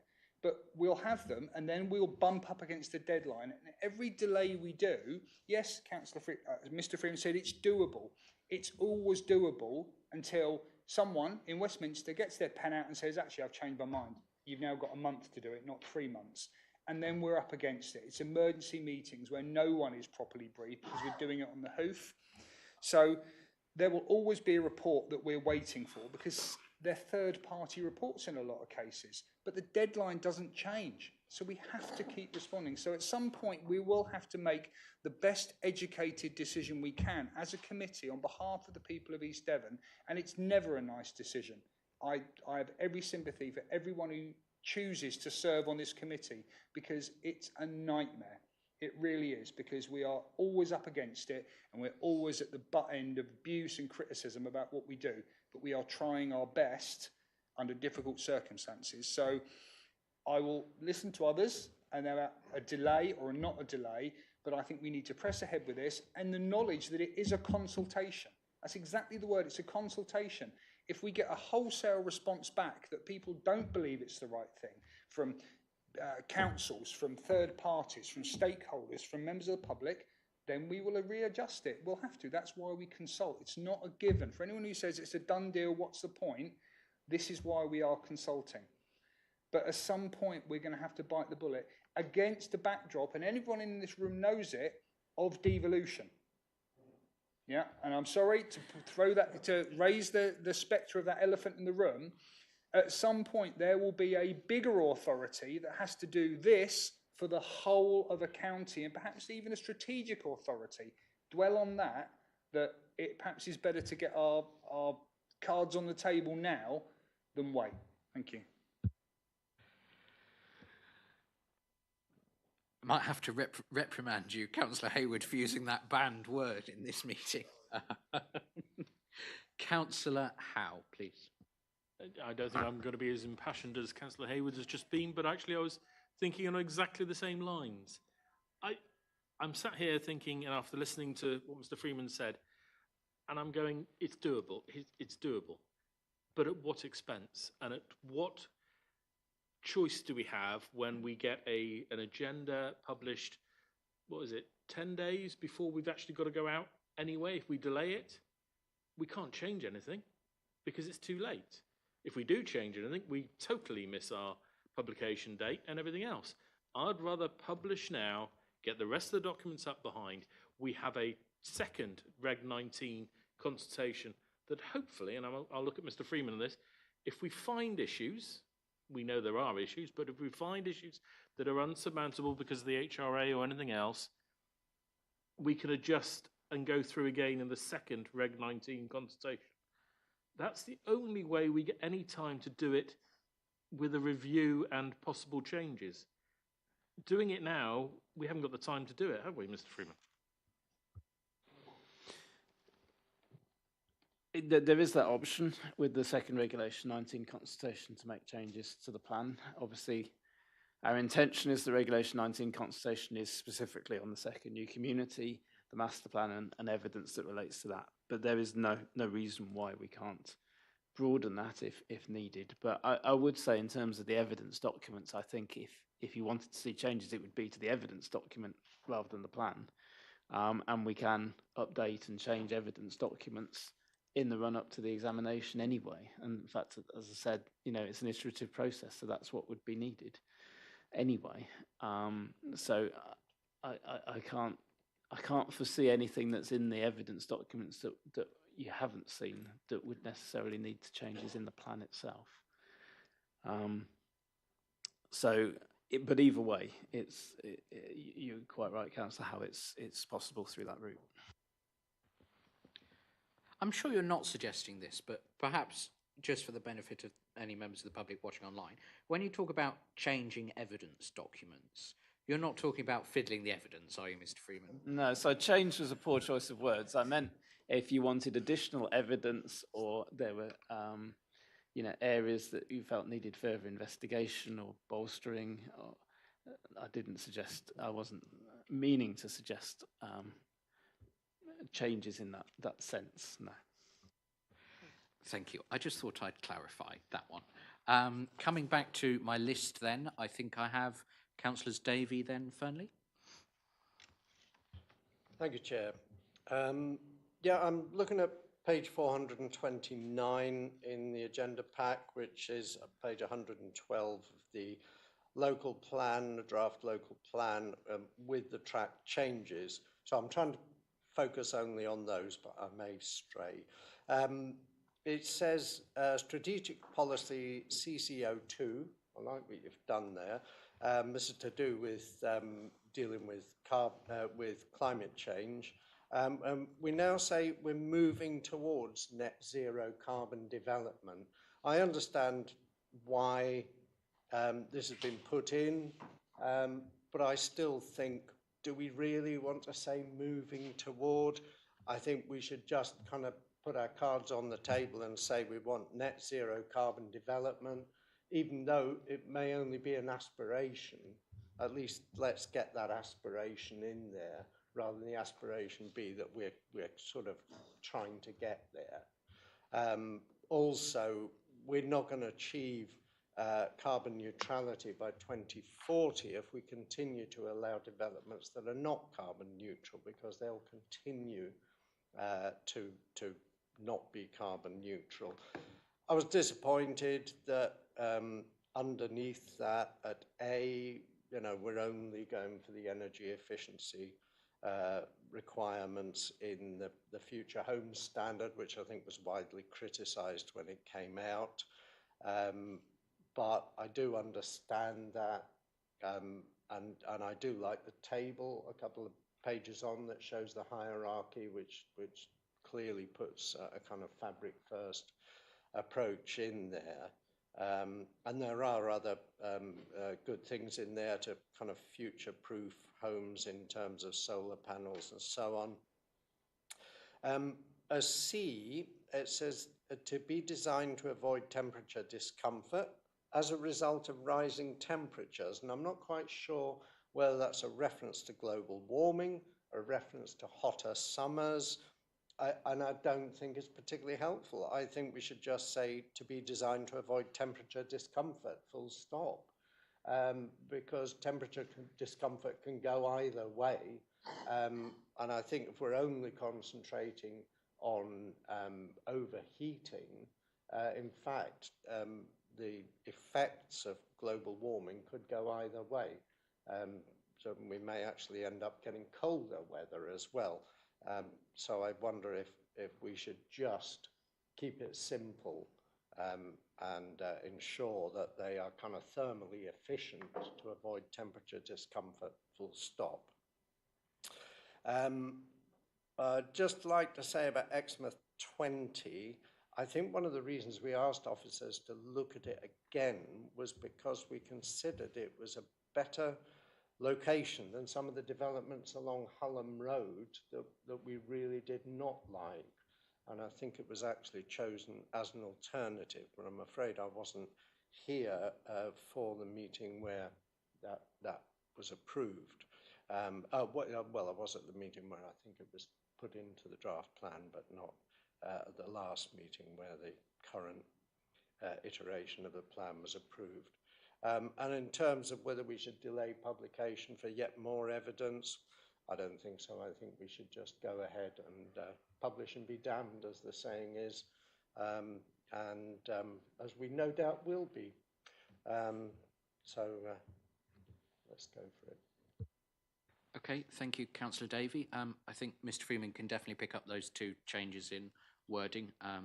Certainly the intention for point C was that it was in reference to climate change. So we can make those two slight changes in wording.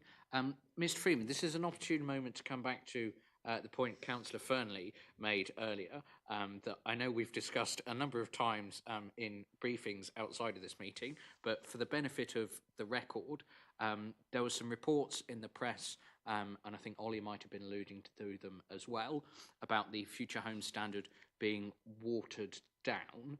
I asked you to have a look at, again, this policy, what opportunities there are for us to improve our policy in that regard.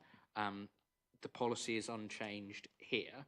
Can you just maybe go over for the benefit of committee why that is, please? Yes, certainly, Chair. So, I mean, the issue here is, and I've referred to this in previous reports on this issue, is that there is a written ministerial statement from now the previous government about local authorities not being able to adopt higher standards than building regulations in terms of this issue. That written ministerial statement has been challenged through the courts. It made it to the High Courts last year, I think, and wasn't successful as challenged. I think they've been given, the groups that were challenging it have been given leave to appeal that decision, but that's not been heard yet. So as things stand, the policy position of the government is that we cannot adopt standards that are higher than the Future Home Standard. Hence the policy. What we've done through this policy in consultation with SWIG, which you'll be familiar with, is tried to design something that is sort of Future Home Standard plus things that are not covered by the Future Home Standard, such as the future proofing for the fitting of solar panels, to make that easier for people to fit solar panels by putting everything that's all the gubbins in that's needed to connect it, but not actually requiring it, because that would then be contradicting the Future Home Standard. And our belief is that that will achieve a higher standard without contradicting the written ministerial statement. So we've done everything we can to get to a higher standard. Obviously, it would be highly regrettable, I think, if the government were to dilute the Future Home Standard, which I think in consultation responses we criticised for not going far enough at the time. But we are slightly hamstrung by the written ministerial statement as things stand. And while that, until we know the outcome of that appeal, I can't see that there's anything more we can do than what we have done in terms of the wording here. But to be clear, in light of those press reports, we will absolutely be writing to the Secretary of State and saying, oi, get your act together. Hence bring out that point. Thank you, Mr. Freeman. Any other comments then as we go through? Councillor Fernley, did you have anything else to add, or was it that point you were raising again? No. Okay. I saw Councillor Collins, Councillor Bethany Collins, and then Councillor Brian Bailey. Thank you, Chair. I just wanted to propose the recommendations in the report. I think that I appreciate the comments that have been made about sort of delaying it with the evidence base, but ultimately, as Councillor Hayward said, we're always going to be sort of one step behind on these things, and I think that we need to push on and not delay things any further. Okay, constitutionally then I'm required to look for a seconder. Councillor Levine, do you wish to add anything?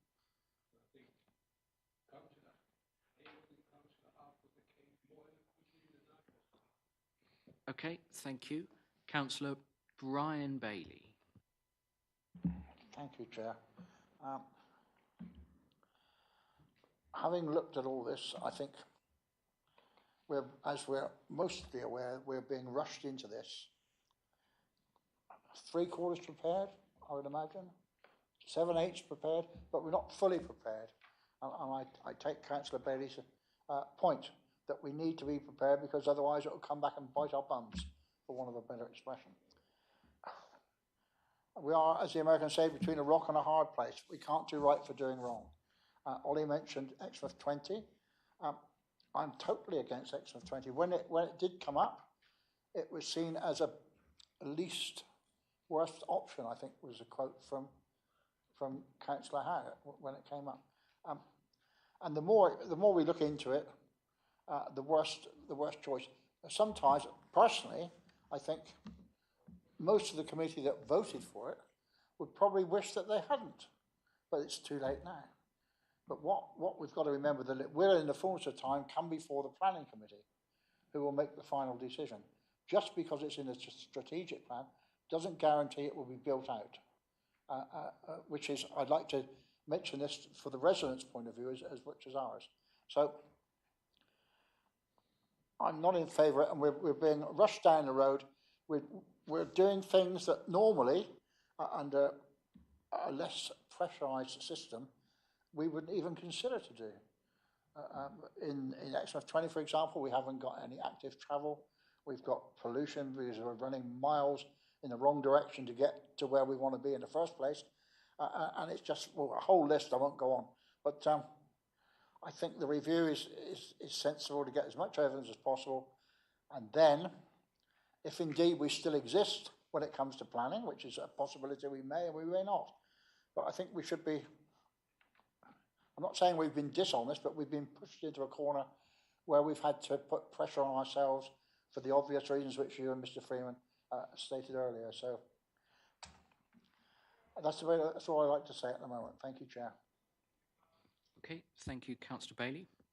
Any other comments on specifically changes since the December plan? I had Councillor Young, and then I saw Councillor Jess Bailey, and then Councillor Fernley.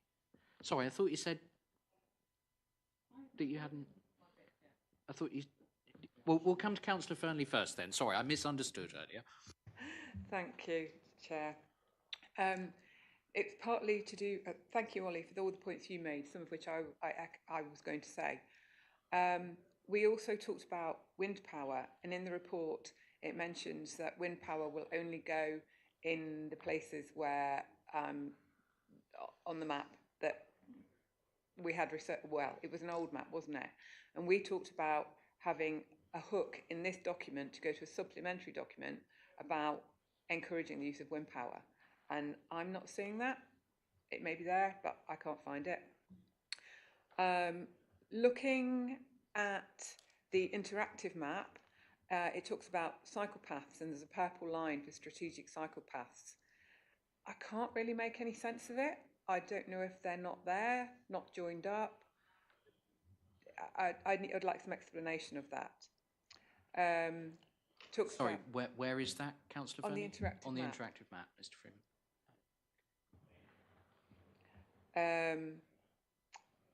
We talk about gypsy and traveller sites, and that there will be 5, and this refers to the east of the M5 Langton Lane site. It talks about that there will be 5, how I understood it, there'll be 5 fixed sites, but it talks about up to 15. Does it mean there could be another 10 traveller pitches in that area? I'm just asking for clarity. And this next point relates to the infrastructure delivery plan. As you know, Tithbone and West Clist have no community spaces currently.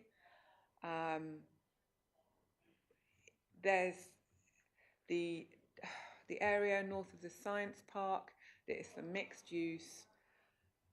There will be opportunities for putting in, I've forgotten the class of use for the buildings.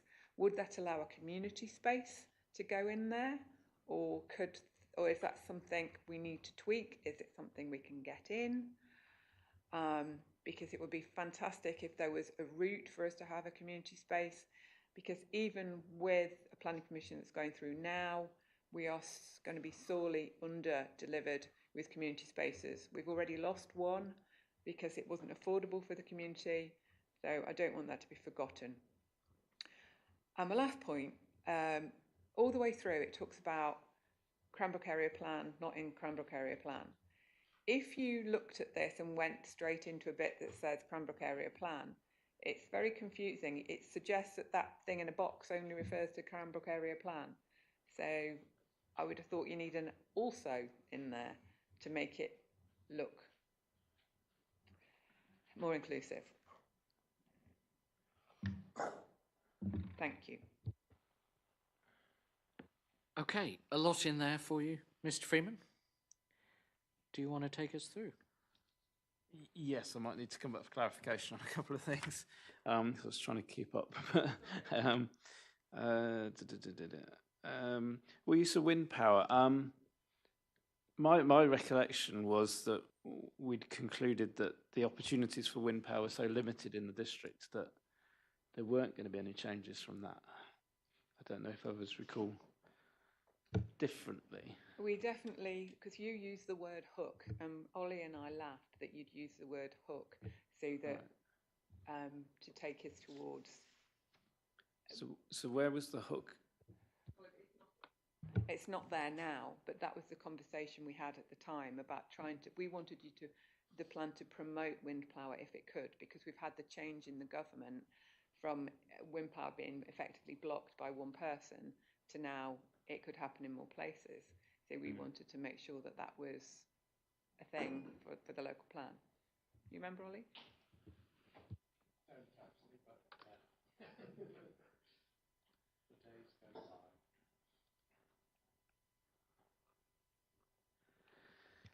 I must say I don't remember that conversation either. Not making it up. We talked about there might be need for a supplementary document to do with wind power going forwards. I vaguely remember a discussion, but I remember responding and saying that the evidence in the low carbon study suggested that there was very limited scope for wind energy production in the district, and therefore I didn't feel it was necessary. But wind technology has come on, and that evidence is quite old. So to say now that we can't continue to look at it doesn't seem quite right. I think the evidence was based on sort of local topography and prevailing wind speeds and things like this that seem unlikely to have changed. It's the turbines that have changed. I mean, if it's the will of the committee, I'm happy to look at where we can insert a hook, as it were. I'm just looking through the chapter to see if there's anywhere obvious where we could do that.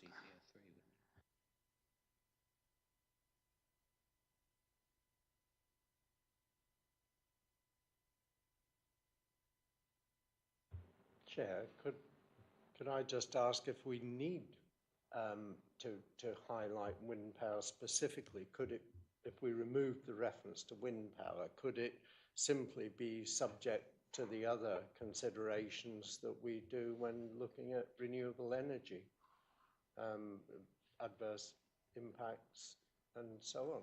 And it could just be covered by everything else rather than saying it has to be in a specific location. Because I agree, I don't think we should simply rule out, that we don't think there are any suitable locations, because there could be for small scale schemes. They don't have to be massive, but there could be areas that would be suitable for that. I think if I remember right, we're required to identify on a map areas that are suitable for wind energy, which is why that reference is there in policy CC03, and we have the policy areas on the map. Yes, that's right. We have. They're quite small areas, and they're specifically for wind farms. I took the point was more about sort of low-key, small, sort of more domestic scale, which wouldn't necessarily be covered by that. I guess we could add a sentence after where it says proposals for wind farms will only be allowed in defined areas as shown on the policies map, to say the small-scale domestic wind turbines will be supported in suitable locations or something like that. Yeah, that sounds like it would cover it. Yeah, okay. Any objections in committee to us taking that small amendment further? I think realistically policy CC03 probably allows for that anyway. But, no, okay. Any other of Councillor Fernie's points still to cover, Mr. Freeman? Yeah. There were a few. So I think the next one was the Gypsy and Traveller sites. I think the difference in numbers is the difference between the total Gypsy and Traveller site provision, which includes provision of the new community, which is written into the new community policy, combined with the site at Langerton Lane that's allocated, which I think is where the 15 comes from. So how many places will be at the Langerton Lane site then? It says there'll be 5 fixed, I'm pretty sure, but it was this, were there going to be any others as well? Yeah, my memory was 5 at Langerton Lane and then 10 at the new community, off the top of my head. So it says at least 5 permanent pitches. Sorry, at least 5 permanent pitches at the Langerton Lane site. Do you not mix permanent and travelling? It will just be fixed? Yes, so the plan doesn't make provision for transit pitches. That's part of a wider discussion we need to have with Devon County and the neighbouring authorities about meeting the need for transit pitches across the sub-region rather than at a district level.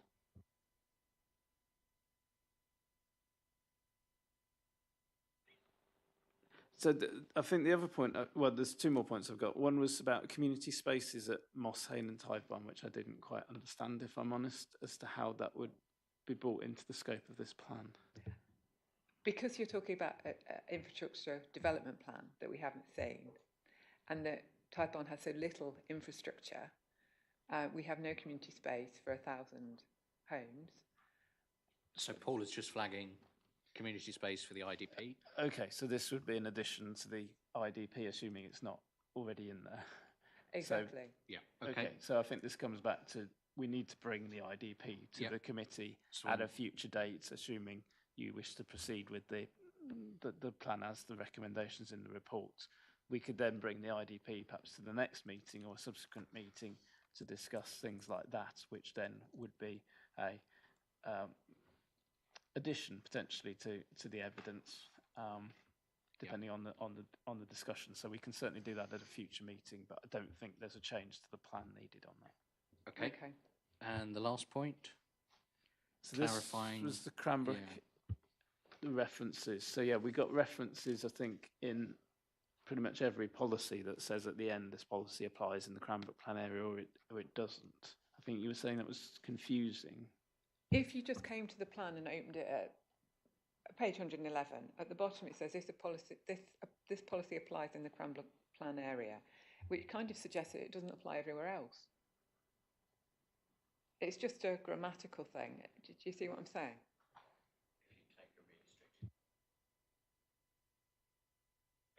Yeah, happy to take that away and look at how we can clarify that just in case, yes. I see what you mean. We'll look at that. Councillor Young, then Councillor Jess Bailey. And we're going to take a break at 12, whether or not this item is finished. Thank you, Chair. I support the motion, but with a few tweaks. Page 23 and 28, we've got a circle indicating the West End, which is very confusing. I think we just take them out of those 2 maps. On page 51, school, it's, we're talking about the new town, secondary school provision. Can we ensure somewhere in the wording that it expedited at an early stage, and that will offset the Exeter Community College oversupply?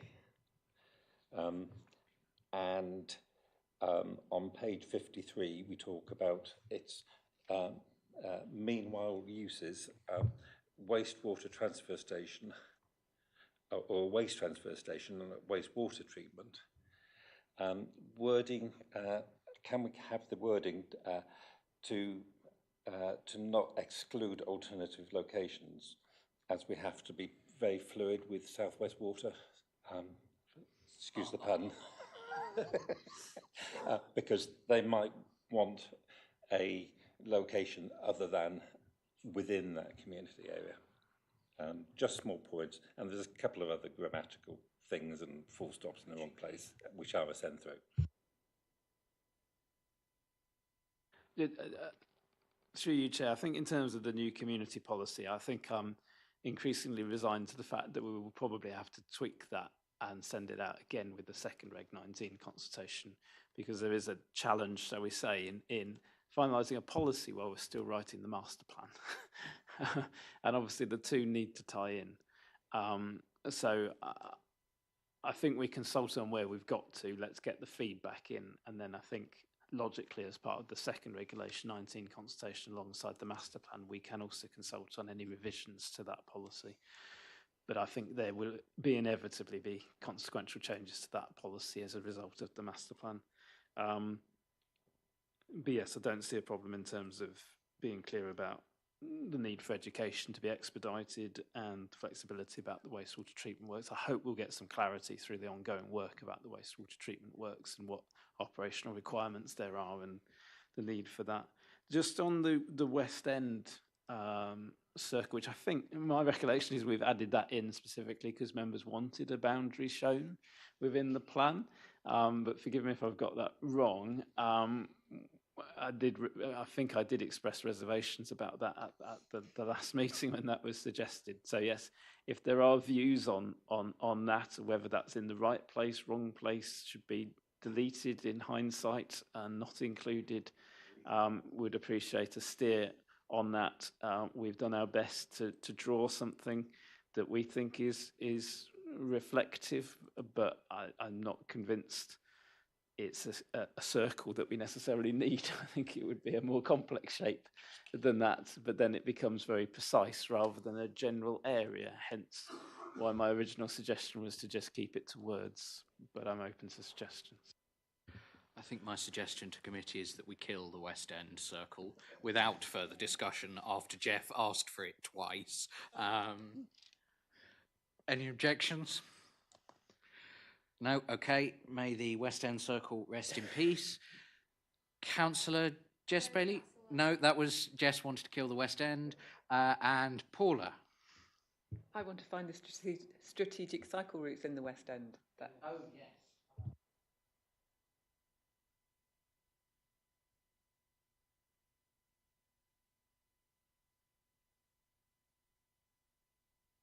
While Mr. Freeman looks for that, are there any other comments on the changes since the December version? Or once we've resolved this query from Councillor Fernley, can we go to a vote? Okay, we'll just deal with this query then. No pressure, Mr. Freeman. So the interactive map. Yeah, so it's not part of what we're really discussing. Yeah, so we're not proposing any strategic cycle network routes. This is just indicative of what I think is emerging through the LC WIPs, the local, let me get this right. Cycling and walking infrastructure plan. That's the one. It was on the key and it had a purple line and I couldn't get the purple lines to come up. I was going to say it might not be there either. It could be not planned yet. A lot of these routes. Okay, I think we can maybe pick that one up afterwards. We have a proposal then from Councillor Bethany Collins, seconded by Councillor Levine, to adopt the recommendations as written in this report. All those members in favour, please.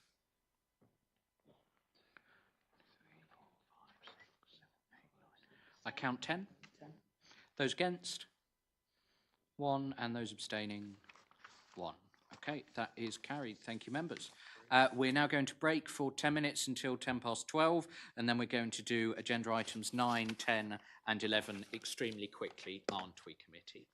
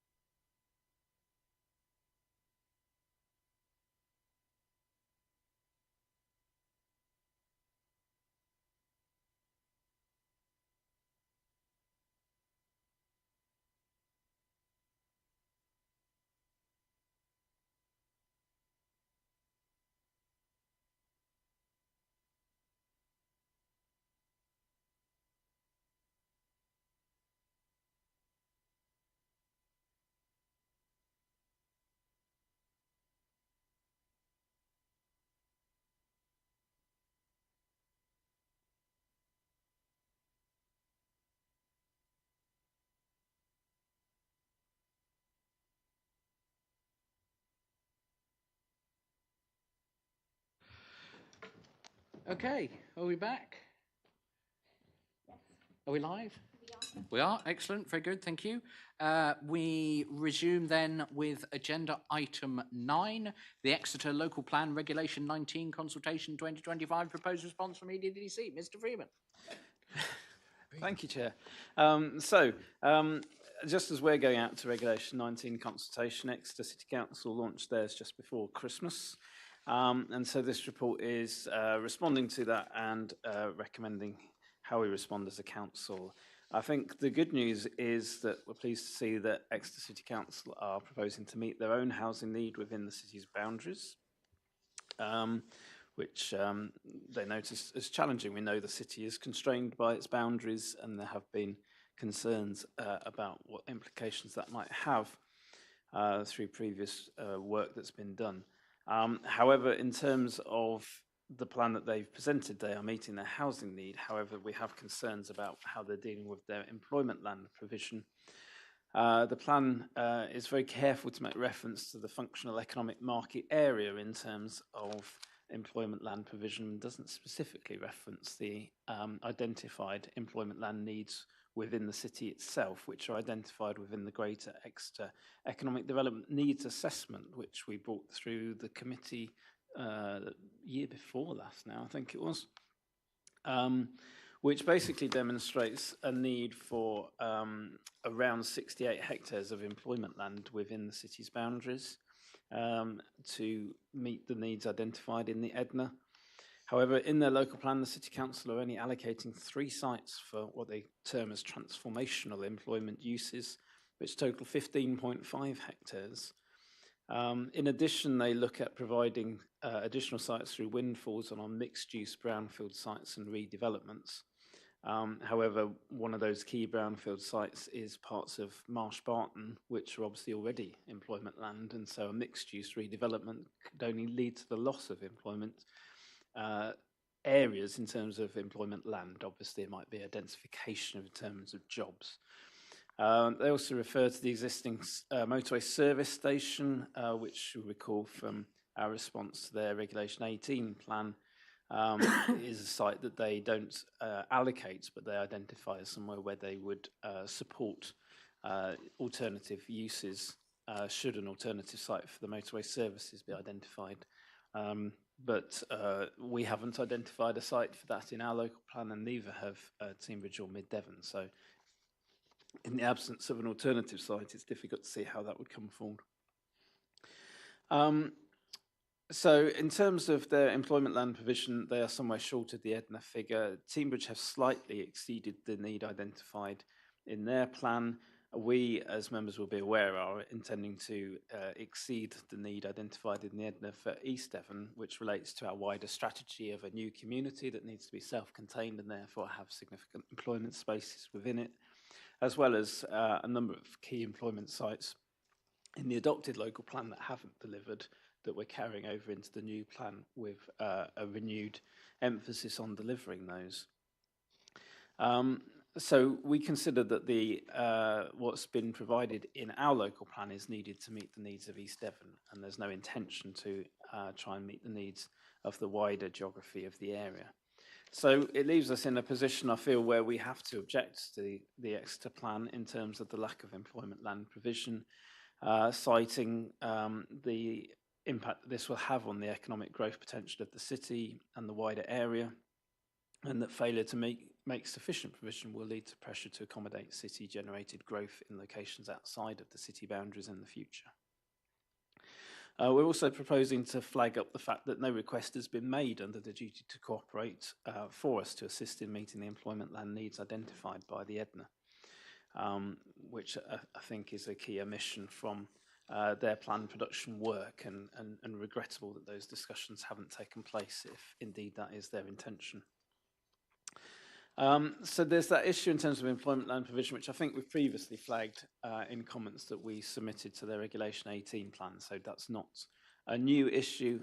It's perhaps regrettable that it's not been addressed as their plans progressed. The other issue, which is more of a new issue, is in relation to the sites north of Topsham. Members will be aware that in our plan we're identifying a significant development north of Topsham along the Cliss Road. And we had envisaged a joined-up approach to the delivery of those sites with the City Council. So the City Council have included a policy headed Topsham Infrastructure Delivery Framework within their plan that looks at a coordinated approach to the delivery of infrastructure on sites north of Topsham, both within the city and within the District Council's boundaries, which I think we welcome as an approach, and there is that need to join that up. I think at one point we had hoped that it would be a more of a broad-reaching master plan, but appreciate the delivery of infrastructure is the principal issue there. However, there seems to be an omission from the policy in that there's nothing to prevent development allocation sites within the city boundaries from proceeding ahead of the infrastructure delivery framework, or indeed not in accordance with it, which seems to undermine the principle of what they're trying to achieve. So we're suggesting that we object to the wording of the plan, but that can be overcome through modifications, and we're suggesting some wording in a text box beneath paragraph 7.3 as to how that could easily be addressed. So that could potentially be put forward as a recommendation to the examination if the City Council agree. So I think that's relatively easy to overcome, but in terms of employment land provision, it's quite fundamental to their plan, and we can't really see any way of easily addressing that within the constraints of Regulation 19 consultation. So members should be aware that that could cause some problems for the City Council in terms of progressing their plan.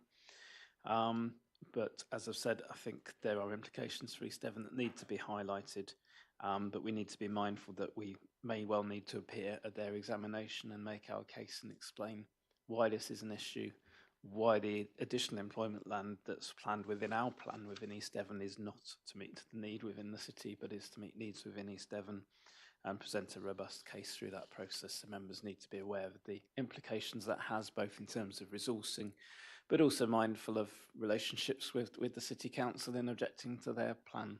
But I think under the circumstances it's necessary and right to do so.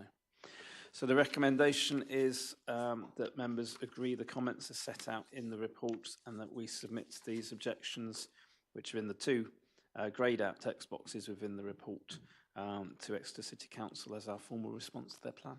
Thank you. Thank you, Mr. Freeman. Are there any questions from outside committee to start? Councillor Collins? If we object to Exeter plan, well then they're going to object to our plan, surely.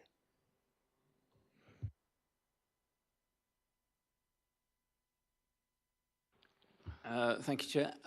They may do. I would like to think we're not giving them good reason to object to our plan.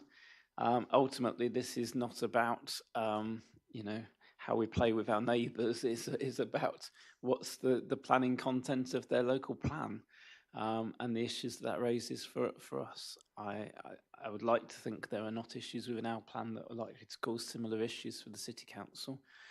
But it's obviously with regret that we end up in a position where we feel we need to object to one of our neighbours' plans.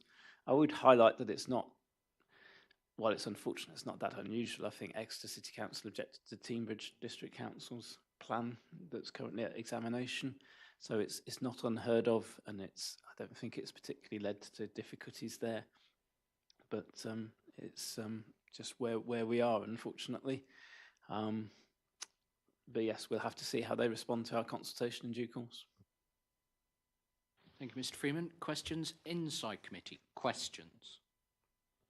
Councillor Davey, questions, please. I think it's a question. Are you sure? That was a question. I should have run it past you first, shouldn't I? Yeah, I mean, I suppose what I want to say is how big a problem is this? Because we have huge amounts of in-commuting into Exeter anyway. So anything that actually reduces that amount of commuting and enables provision of employment more locally, I kind of feel is not a bad thing, and I think it is an opportunity for us. I suppose the danger is that it, and I'll just check this with you, it's a question, does this put pressure on us then to provide more employment land in our draft local plan? And is that going to be a problem? So is that really what the problem is? rather than the fact that we want to see Exeter providing huge amounts of employment for people in East Devon. I think the danger is not so much in terms of our plan. We are making provision over and above what the EDNO identifies because of this need to create a self-contained new community in the new town, but also because of past under provision of employment land and wanting to ensure that we catch up during this plan period as well as delivering what's needed to meet the needs of the additional population that this plan accounts for. But I think the danger is if the city are not meeting their needs, then in addition to that, we'll be under pressure to deliver employment lands that are helping to meet the needs in the city that are going unmet, and that could take up valuable land within the district that we might need in a future plan period for housing or employment land to meet our own needs. And that's then not available in the future because finite resource ultimately. So I think that's the fear, and that we'll get applications being made on the basis of a lack of employment land elsewhere, and come under pressure on economic arguments to grant sites that aren't planned for in our plan to bolster supply across the sub-region.